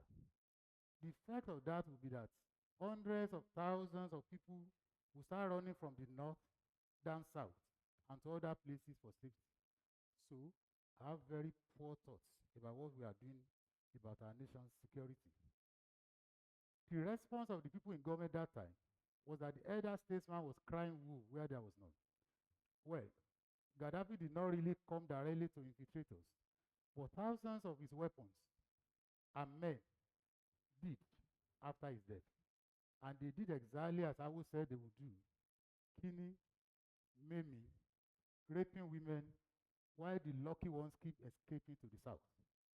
Even when what Awolowo predicted manifested in Boko Haram in 2009, it took years before those directly impacted by its cruelty accepted that they had a problem. The Yoruba say, Ojo, Koni Ori Ma n Buru. Head does not go bad in just one day. What you have here did not start today. I have someone's eyewitness account. In an interview with The Guardian on February 7, 2021, a retired general of the Nigerian Army, who has also been military administrator of Lagos State, and later governor of Osun State, Prince Olagunseyi Oyinlola, gave what I would call a rare insight into the poisonous salad bowl that birthed insecurity in northern Nigeria. Oyinlola said after he left Lagos as administrator, he was posted to Maiduguri as brigade commander. At a Borno State Security Council meeting, he called the attention of the authorities of the state to the threat posed by the prevalence of out-of-school children, thousands of whom were always seen under dogoyaro trees. The Almajiri taking Quranic studies. He said he told the meeting, look, I'm quoting, this is potent danger for the future. If these ones grow up to become men and they have no means of livelihood, they have to fend for themselves in whatever way. So I suggested that more classrooms should be constructed so as to accommodate them in schools, where Quranic studies will also be taken. And surprisingly, one of the commissioners at the meeting said, if we did what I said, the malams, that is the Quranic teachers, will be thrown out of job. And I was so furious and told him that you are one of those unfortunate Almajiri under the tree and you had no basic education. Will you be sitting at this Security Council meeting? You'll be under the Dongoyaro trees too. I said, let me tell you, if nothing is done now and we leave them to grow up to be men, many of you here will not sleep again. I told him at the meeting, you all that think you are big men will not sleep again at night and they will break your house by daytime. They are grown-ups and they must feed. And if there is no social means of livelihood, it will be every time robbery. So, how many years did it take for that jungle to mature, ladies and gentlemen? If Awolowo's warning of 1981, which was ignored, and Oyinlola's warning 40 years later, perfectly situated the point where the rain started beating us. Again, all the elites in that axis of the country, as warned by this statesman, saw having peace of mind a long time ago. The entire country is the victim now. In a perfect case of penny wise, pound foolish, scarce resources that should have been used to educate the children of the North are now being pumped into an interminable war with terrorists and bandits. All the drivers of insecurity that anyone will identify are in those two warnings. And they are bad governance will encourage bad cultural practice. Both will lead to a regime of mass illiteracy and ignorance, which will breed joblessness. So, in addressing this topic, the title I picked is Poverty of Mind, Poverty of Pocket, Poverty of Peace. If you do not go to school, you do not have knowledge, the possibility is there that you'll be poor. And if you are poor, if you have mass poverty, you are going to have poverty of peace. A combination of mass illiteracy, mass unemployment, mass indoctrination will complete the cycle of dangerous belief systems and injurious cultural behaviors. The result is today's Obesian state of nature. Life is nasty, life is brutish, life is short. Abdurrahman Dambazo was Nigeria's Chief of Army Staff between 2008 and 2010. In the spring of 2014, he published in the Harvard International Review a seminar piece on several issues concerning insecurity in Nigeria. I quote a portion of that article on page 68, which came under the subtitle, Why Insecurity Thrives. Dambazo writes, we can draw an analogy between the growing security threats in Nigeria and the breeding of mosquitoes. Ordinarily, mosquitoes' breeding habitats hardly include clean environments and flowing waters of streams because the survivability of mosquito larvae increases with the shallowness or stagnancy of water or where streams dry up and leave shallow, stagnant puddles in the stream bed. Or in an environment of poor sanitation, like the mosquito, insecurity thrives more in corrupt and poorly governed environments with weak institutions, unquote. I found that line of reasoning quite profound. His further elucidation is as interesting as the first part. Here, our former Chief of Army Staff.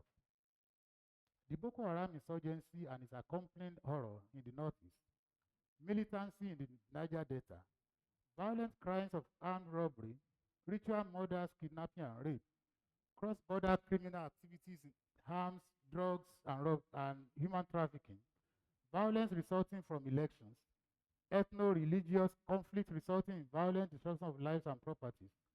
Deaths resulting from accidents due to bad roads and poor traffic management and enforcement are all mostly the products of corruption and bad governance, which became even more pronounced since 1999 when the current democratic transition began. Mr. John Campbell is a former U.S. ambassador to Nigeria and the author of Dancing on the Brink, a book that directly x-rays Nigeria's debilitating security illness. He also interrogated Nigeria and its bad ways in several blog posts during his fellowship at the Council of Foreign Relations, a think tank based in Washington, D.C. Until July 1, 2023, Campbell, through the CFR, published the Nigeria Security Tracker, which the organization says catalogs and maps political violence based on the weekly survey of Nigeria and international press. Over the years, Campbell developed a very unusually huge interest in what causes insecurity in Nigeria. He blames it on several factors, and I list them here: corruption and weak governance, ethnic and religious tensions, economic and social inequality, illiteracy and poverty.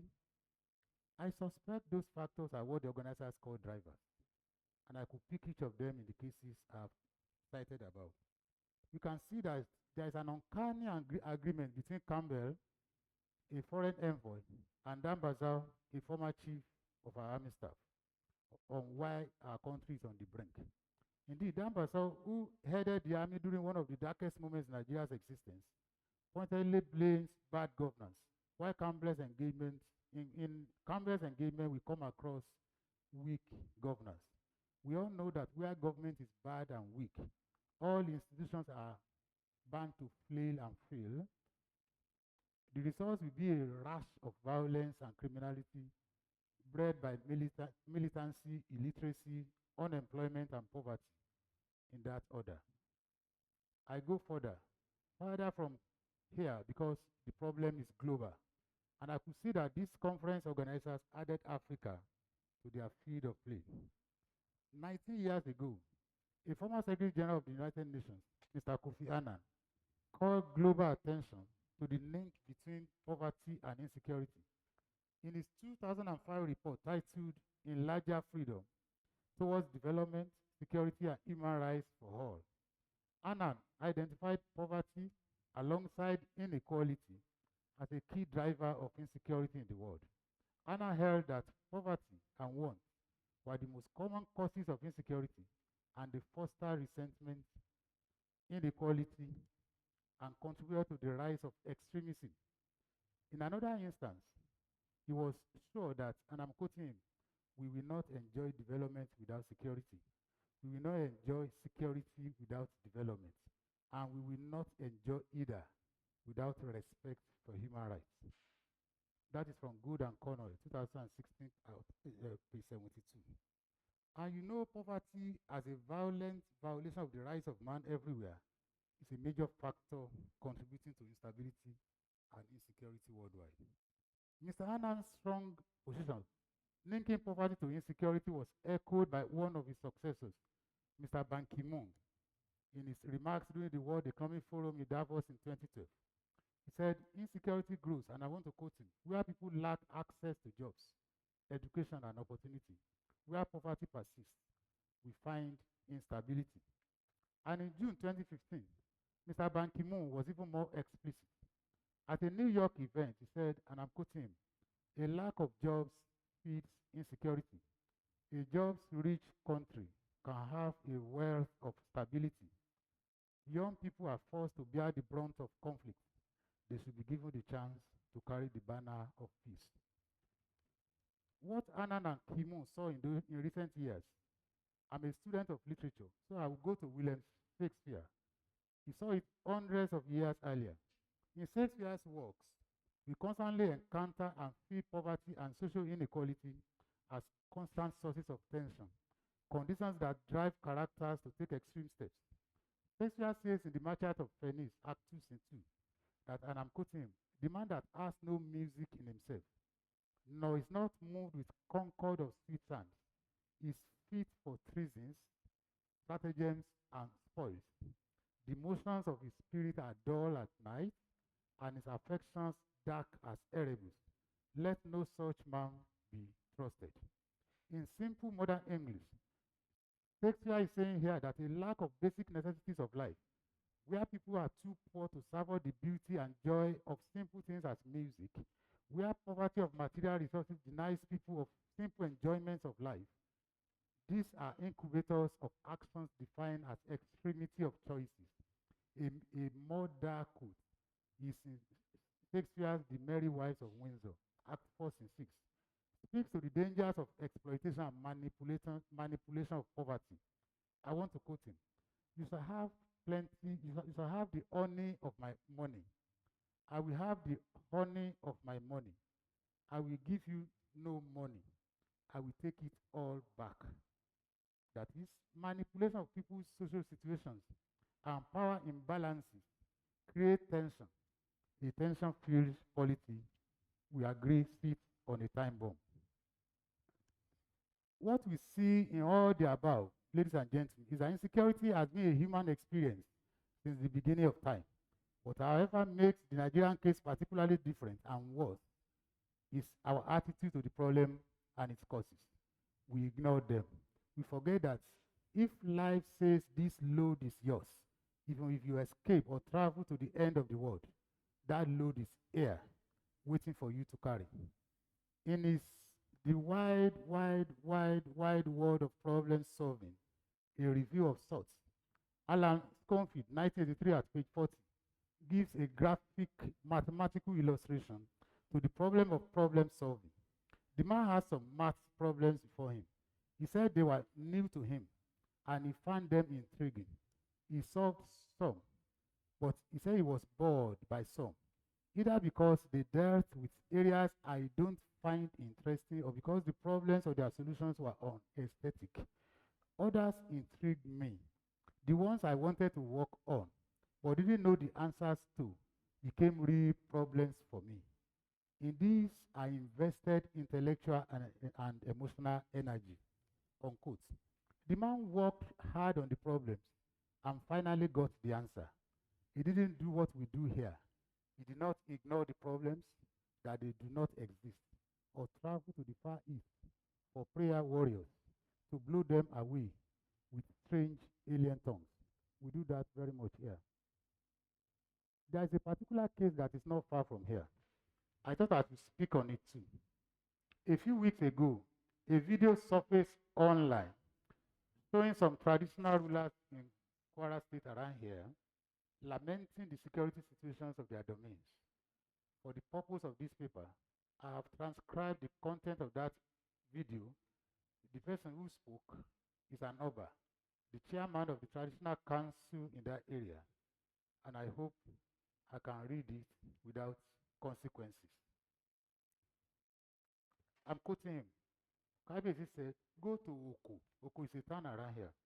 Once it's 6 o'clock, everybody will rush in. A few weeks ago, the Yaloja of Oko was kidnapped. Ola, another town around here, the same story. Umuaran, that one is like on a daily basis. We want to appeal to the government, for God's sake, help us. There is no way we, as a people, can fight this cause without government support.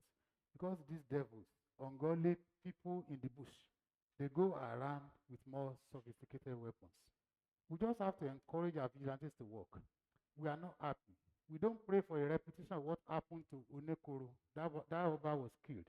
I'm telling you most sincerely and frankly, don't anybody deceive you. Most of the KBACs in the Felodun, they live in Ilorin.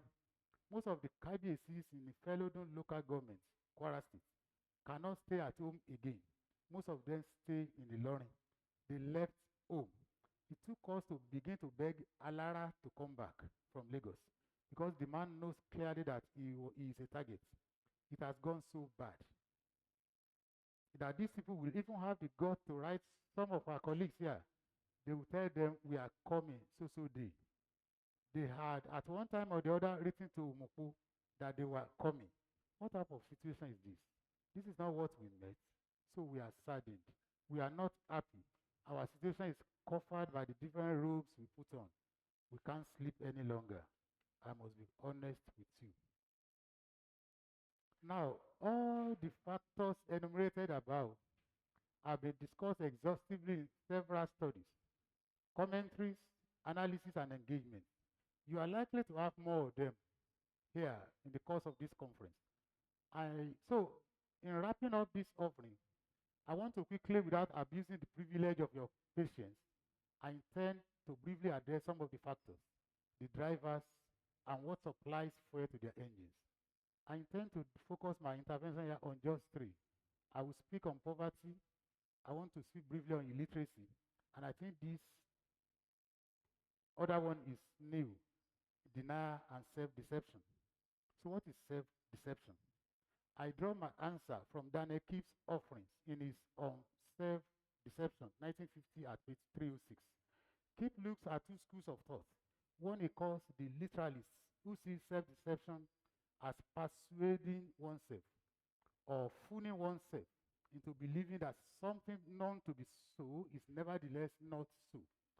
The second school of thought, Keith describes as the euphemists, whom he says viewed self-deception as a refusal to face reality or to admit the truth. So how does this drive insecurity in Nigeria? Because our time is fast spent, I will cite one more case here in the south, another in the north. When the media got hold of the Kwara insecurity video, we thought it was worthy of being put up for the world to see and assist us in seeing that the first thing saw got possible treatment before it went cancerous. So I'm an editor, so I sent two reporters out in pursuit of that story. All the victims recoiled from being heard complaining. They all ran away from us.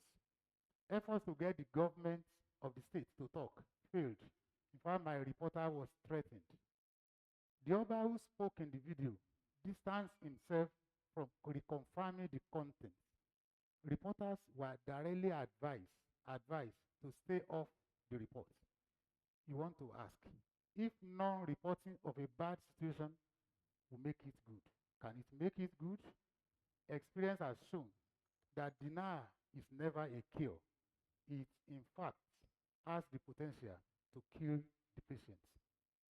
You remember the BBC documentary on banditry in northern Nigeria titled The Bandit Warlords of Zamfara. The producers interviewed locals, including bandits and their victims, and the truth of the whys of the problem was revealed.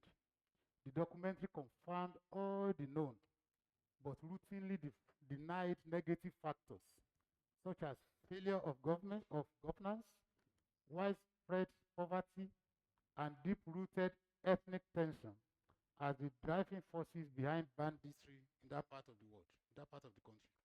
The authorities went livid. It was worse when the documentary showed bandit leader Bello Toji situating the conflict within the coastal realms of land and grazing routes between Fulani herders and Hausa farmers. The government described the documentary as subversive. And you will remember Alhaji Lai Mohammed threatening that although BBC was not a Nigerian organ, not a Nigerian station, but Nigeria will still sanction it for going overboard by going into that no-go area. So that's right about self-deception. So I will now go to illiteracy, ignorance, and poverty. I feel like joining our elders in saying that ignorance is the mother of fear, that a closed book is a closed mind, that the uneducated mind is a fortress for doubt, that blindness to knowledge leads to blindness in judgment, and that an empty mind is the devil's playground. What all those proverbs and sayings are saying is simply that when the mind is bereft of learning, when the right education is lacking in the life of man, when knowledge is spawned and ignorance rules a society, negative thoughts that fertilize insecurity thrive, and poverty of the mind leads to poverty of the pocket. The result is a vast land of hunger, of want, and of anger and war, a land racked by poverty of peace. Ladies and gentlemen, is it by mere coincidence that the region with the highest illiteracy rate in Nigeria that has the highest number of out of school children is also the poverty capital of the country. And the same region contains Nigeria's zones of mass murder, mass kidnapping, unremitting banditry, and terrorism. Let us look at the figures. 9 years ago, according to African Development Bank, and I'm quoting the ADB, in almost every northeastern and northwestern Nigerian states that borders Niger, Chad, and part of Cameroon, a clear majority of males over 6 years old have never had access to any form of education. Yobe has 83% of such people. Borno had 63.6% of such people. Kebbi 59.9%. Sokoto 57.4%. Zamfara 55.8%. Katsina 54.8%. Jigawa 54.7%. The bank warned then, and it keeps warning, that although the security situation was very bad that time in those areas, especially in the northeast, that he said it could get worse. And it actually got worse, especially in the northwest, where extremist indoctrination could feed on mass illiteracy to foist a culture of violence on the society. This was 9 years ago. In 2017, UNICEF, the earlier one was ADP. In 2017, UNICEF came in, and he said in a report that in northeastern Nigeria, 2.8 million children were, and I'm quoting UNICEF, they were in need of education in emergency support, like a people on life support. We all know that the situation has really worsened today. While Statista puts the current literacy rate in Nigeria's urban areas at 86% for males, 74% for females. UNICEF, in its 2013 Nigeria Education Fact Sheet, declared that, and I'm quoting UNICEF, across different ethnicities, children with Igbo, Yoruba, Ijo, Ibibio, or Edo ethnicity generally have higher completion rates than others. In contrast, completion rates for children with Fulani or Kanuri ethnicity are lower than others, generally across the country. Ladies and gentlemen, that is the situation we have in Nigeria, and that's why I want to say that the organizers of this conference, in choosing the theme, drivers of insecurity in Nigeria, have done really well. And I told Prof, when in the course of what I was doing, about a week ago, I was not even sure I would be here. But he said I must be here. That's why I'm here. And after looking at all these things, I thought, okay, I cannot end this without one or two recommendations. So I'm going to recommendation and conclusion. Albert Einstein warned that we cannot solve our problems with the same thinking we used when we created them. So I want to conclude with just one sole suggestion as solution. And my suggestion is good governance. It is good governance that will give education for the uneducated. It is good governance that will give job for the jobless. It is good governance that will provide food for the hungry. It is good governance that will give justice to the deadly. A regime that puts a stop to our culture of denial and self-deception and impunity is what we need. And I want to tell a personal story. I had an uncle. He was almost 100 years old. He was dying and would not eat. I showed up beside him and I implored him to eat. He looked at me and said he would have loved to eat. He would have loved to take something, but he couldn't. He told me in Yoruba, "Ṣé màmá tara mi ni? Ẹni bá ń tan ara ẹ̀, òun ni òòṣà òkè ń tàn. Ó dífá fún ẹni tí ẹsẹ̀ òsì ń dùn tó ń wẹ tọ̀tún." Will I be deceiving myself? He who deceives himself is the one God deceives. It was the case with someone who had a saw in his left leg, but is applying medicine to the right leg. Nigeria does exactly that all of the time. We are ẹni tí ń tan ara ẹ̀, tí òòṣà òkè ń tàn. I thank you all for listening.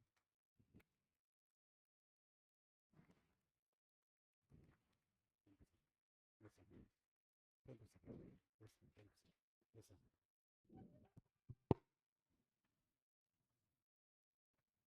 Please, ladies and gentlemen, we can do better. Please, with a standing ovation, let's appreciate our guest lecturer.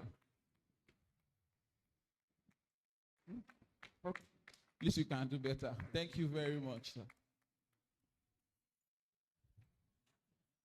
Sorry, if you are one of our participants and you forgot your key at the registration point, please. So we'll open the floor for questions, discussions on the paper that has just been delivered. So please, if you have questions or there are comments, please can we just signify? Okay, 1. Okay, 2. Questions, comments. Okay, 3, 4. Okay, let's start with that. All right. Okay, there's another mic.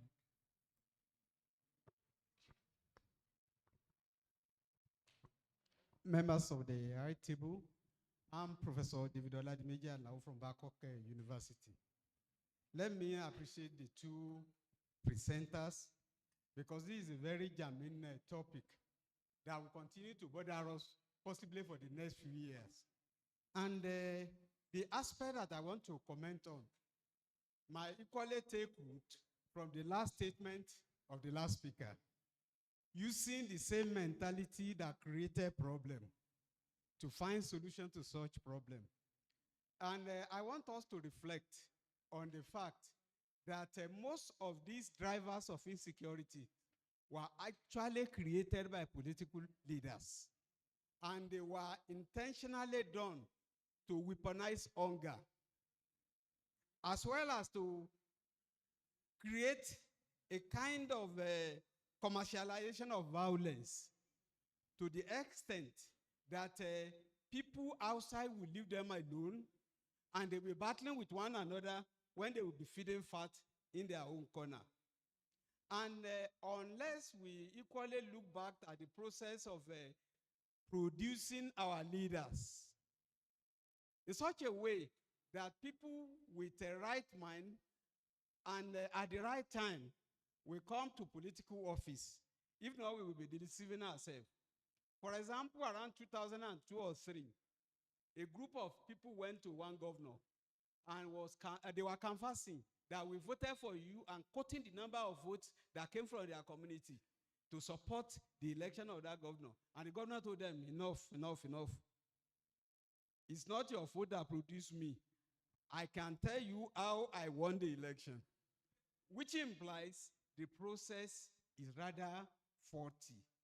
And we may not equally lose sight of the fact that 2 of our president or presidential candidates mentioned the fact that one said election was a matter of do or die. Another one said that if he lost election, Nigeria will burn. So if we have this kind of people with the same set of mindset, and they are the one coming out in Nigeria today as solution providers, I believe that we have not started the journey. We need to equally fight the war for peace, rather than the same set of people who created the problem, who will be coming up every now and then and idolizing themselves and claiming to have solution to this problem that we are facing. May God help us. Thank you, sir. Thank you very much. I also stand on the existing protocols. My question will go to Dr. Lasisi Olaguju. Personally, it's a privilege that I'm meeting you for the very first time. I've been following your columns over the years. And I must say that Professor Gumbameru did a big job by bringing you here. But to your paper, I'm interested in the solution that you have preferred today. You say a single solution, which is good governance. Now, we are talking of good governance in Nigeria 25 years after we returned to democracy. What is the concept of governance that Nigeria needs? And who will bring that good governance? I think we should begin to interrogate that. We say we are in democracy, and democracy has not been able to produce good governance. Then who will now create it? And what is the definition of that good governance that Nigeria needs to overcome this conundrum of insecurity? Thank you very much. Thank you, sir.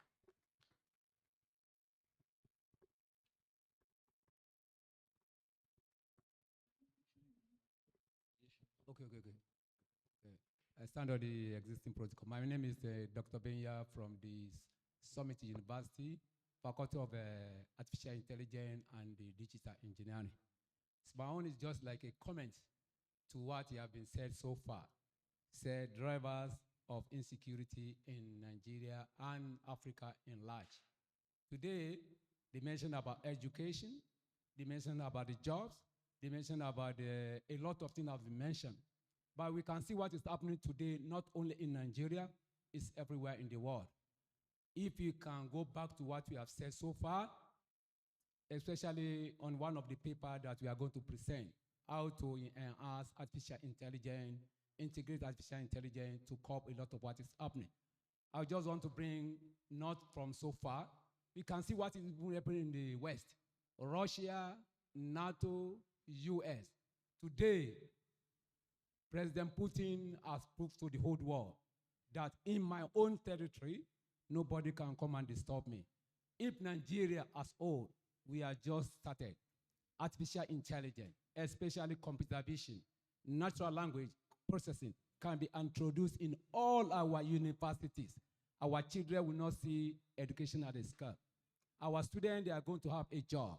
Our students, they can have a lot of things that will be very easy for them, especially the lead professor said, our children today in the issue of the Yahoo.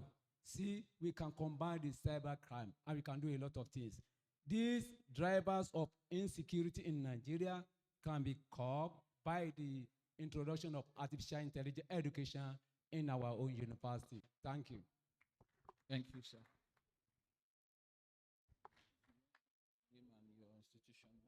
Okay. Starting on the NCC protocol, my name is Farsat Mohammed from Information Technology Department, University of Ilorin. My own is not a question, but rather little suggestion, maybe part of what you have mentioned before. When the Deputy Governor Fss of Obafemi Awolowo University was discussing, he said the major problem of the cause of this driving of insecurity is money. And we have organized a lot of seminars for the girls. We discuss a lot of things, how the girls can protect themselves, how can they be good behavior. But I want the institution to try as much as possible to organize more lecture for the boys too. This get-rich syndrome is at the head of every guys of nowadays. Sincerely, when the crime is being committed, the ladies will be at the receiving end. And who caused the problem? The guys. So please, we can still continue to still orientate our youths. Get-rich syndrome, the problem and what used to cause is more than what we gave from it. Thank you very much.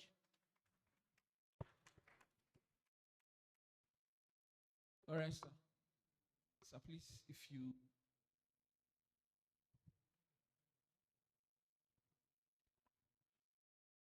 Okay. I think there's only one question for me to answer. And I think I answered that question. My brother there asked me to define good governance. And I think I did that in one of the concluding paragraphs. The Bible is in the Bible that when the people rejoice, tí olórí ìlú bá dá, ìlú á tòrò. And where you have good leadership, you have justice. Where there is justice, there will be peace. Where you don't have peace, there is the likelihood there will be no prosperity there.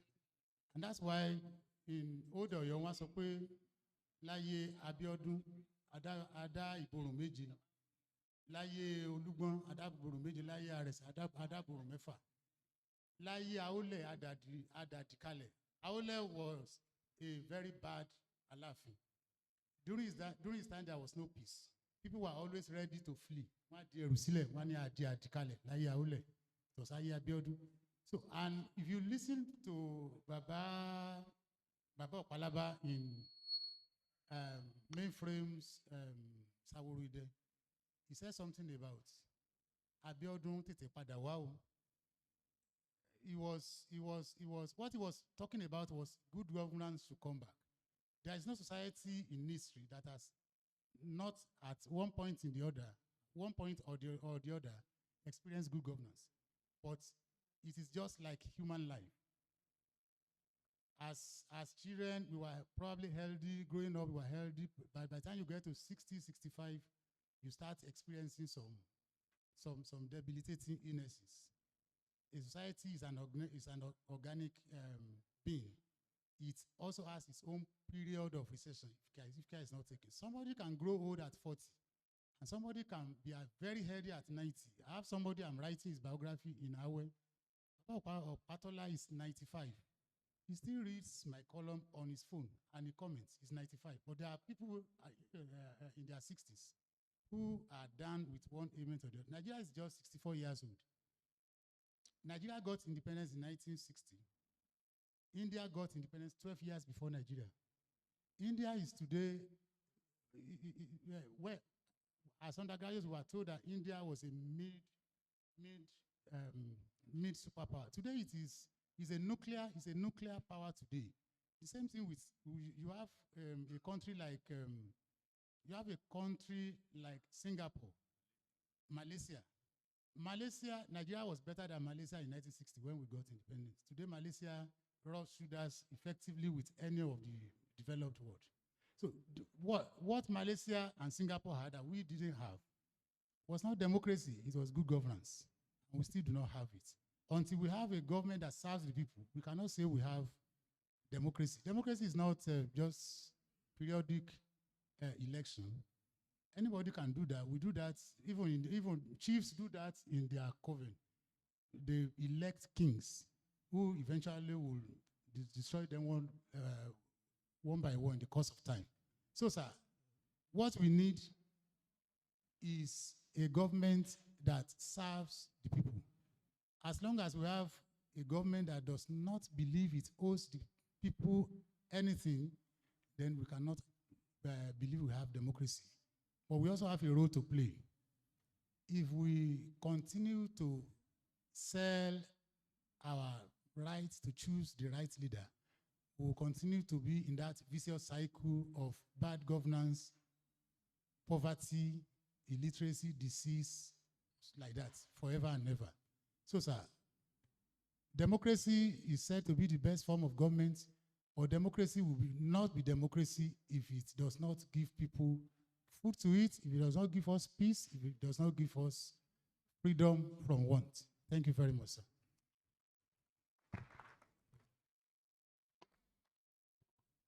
Very good, sir. Ladies and gentlemen, please kindly listen to the following announcement that will guide us when we break into plenary sessions. So please, if you are in plenary session 2, with the title Foreign Relations, Judiciary, Governance and Security, your parallel session will be holding at the Faculty of Social Sciences, Faculty Boardroom, FSS. Then plenary session 3, Technological and Innovative Approaches to Security and Development. Your session will be taking place at Econometrics Lab, the Faculty of Social Sciences. For plenary session 4, your session will be taking place at the GIS Laboratory, 2nd floor inside the Faculty of Social Sciences. Plenary session 5, Climate Change, Resource Conflict, and Sustainable Development. Your session will be taking place at the ground floor, Faculty of Management Sciences. Just ask for the Department of Employment and Human Relations, who will lead you there. Then plenary session 6, Community-Based and Indigenous Solutions to Insecurity. Your session will also be taking place at the ground floor, FMS, Banking and Finance Seminar Room. Then plenary session 7, vulnerable communities and natural security. The first floor, Faculty of Management Sciences, accounting seminar rooms. Our ushers would be on ground to actually lead you to these places if you can't find your way around. Thank you very much. All right, so for the vote of thanks, I would like to call on Dr. Mrs. Akombi to give us the vote of thanks.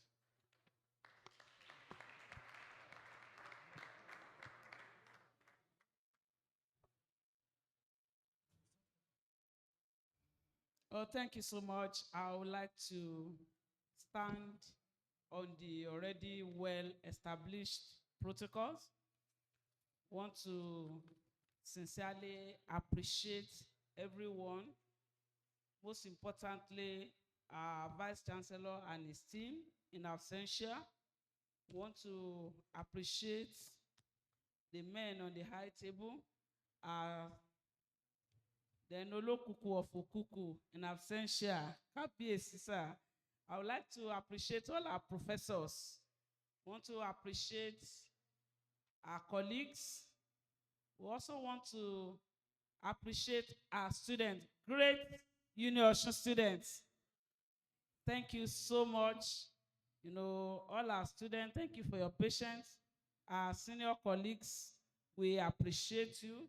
We want to appreciate also the team that put up this conference. Thank you so much. We wish every one of our guests and our visitor journey mercies. Thank you, and God bless. Thank you so very much, ma.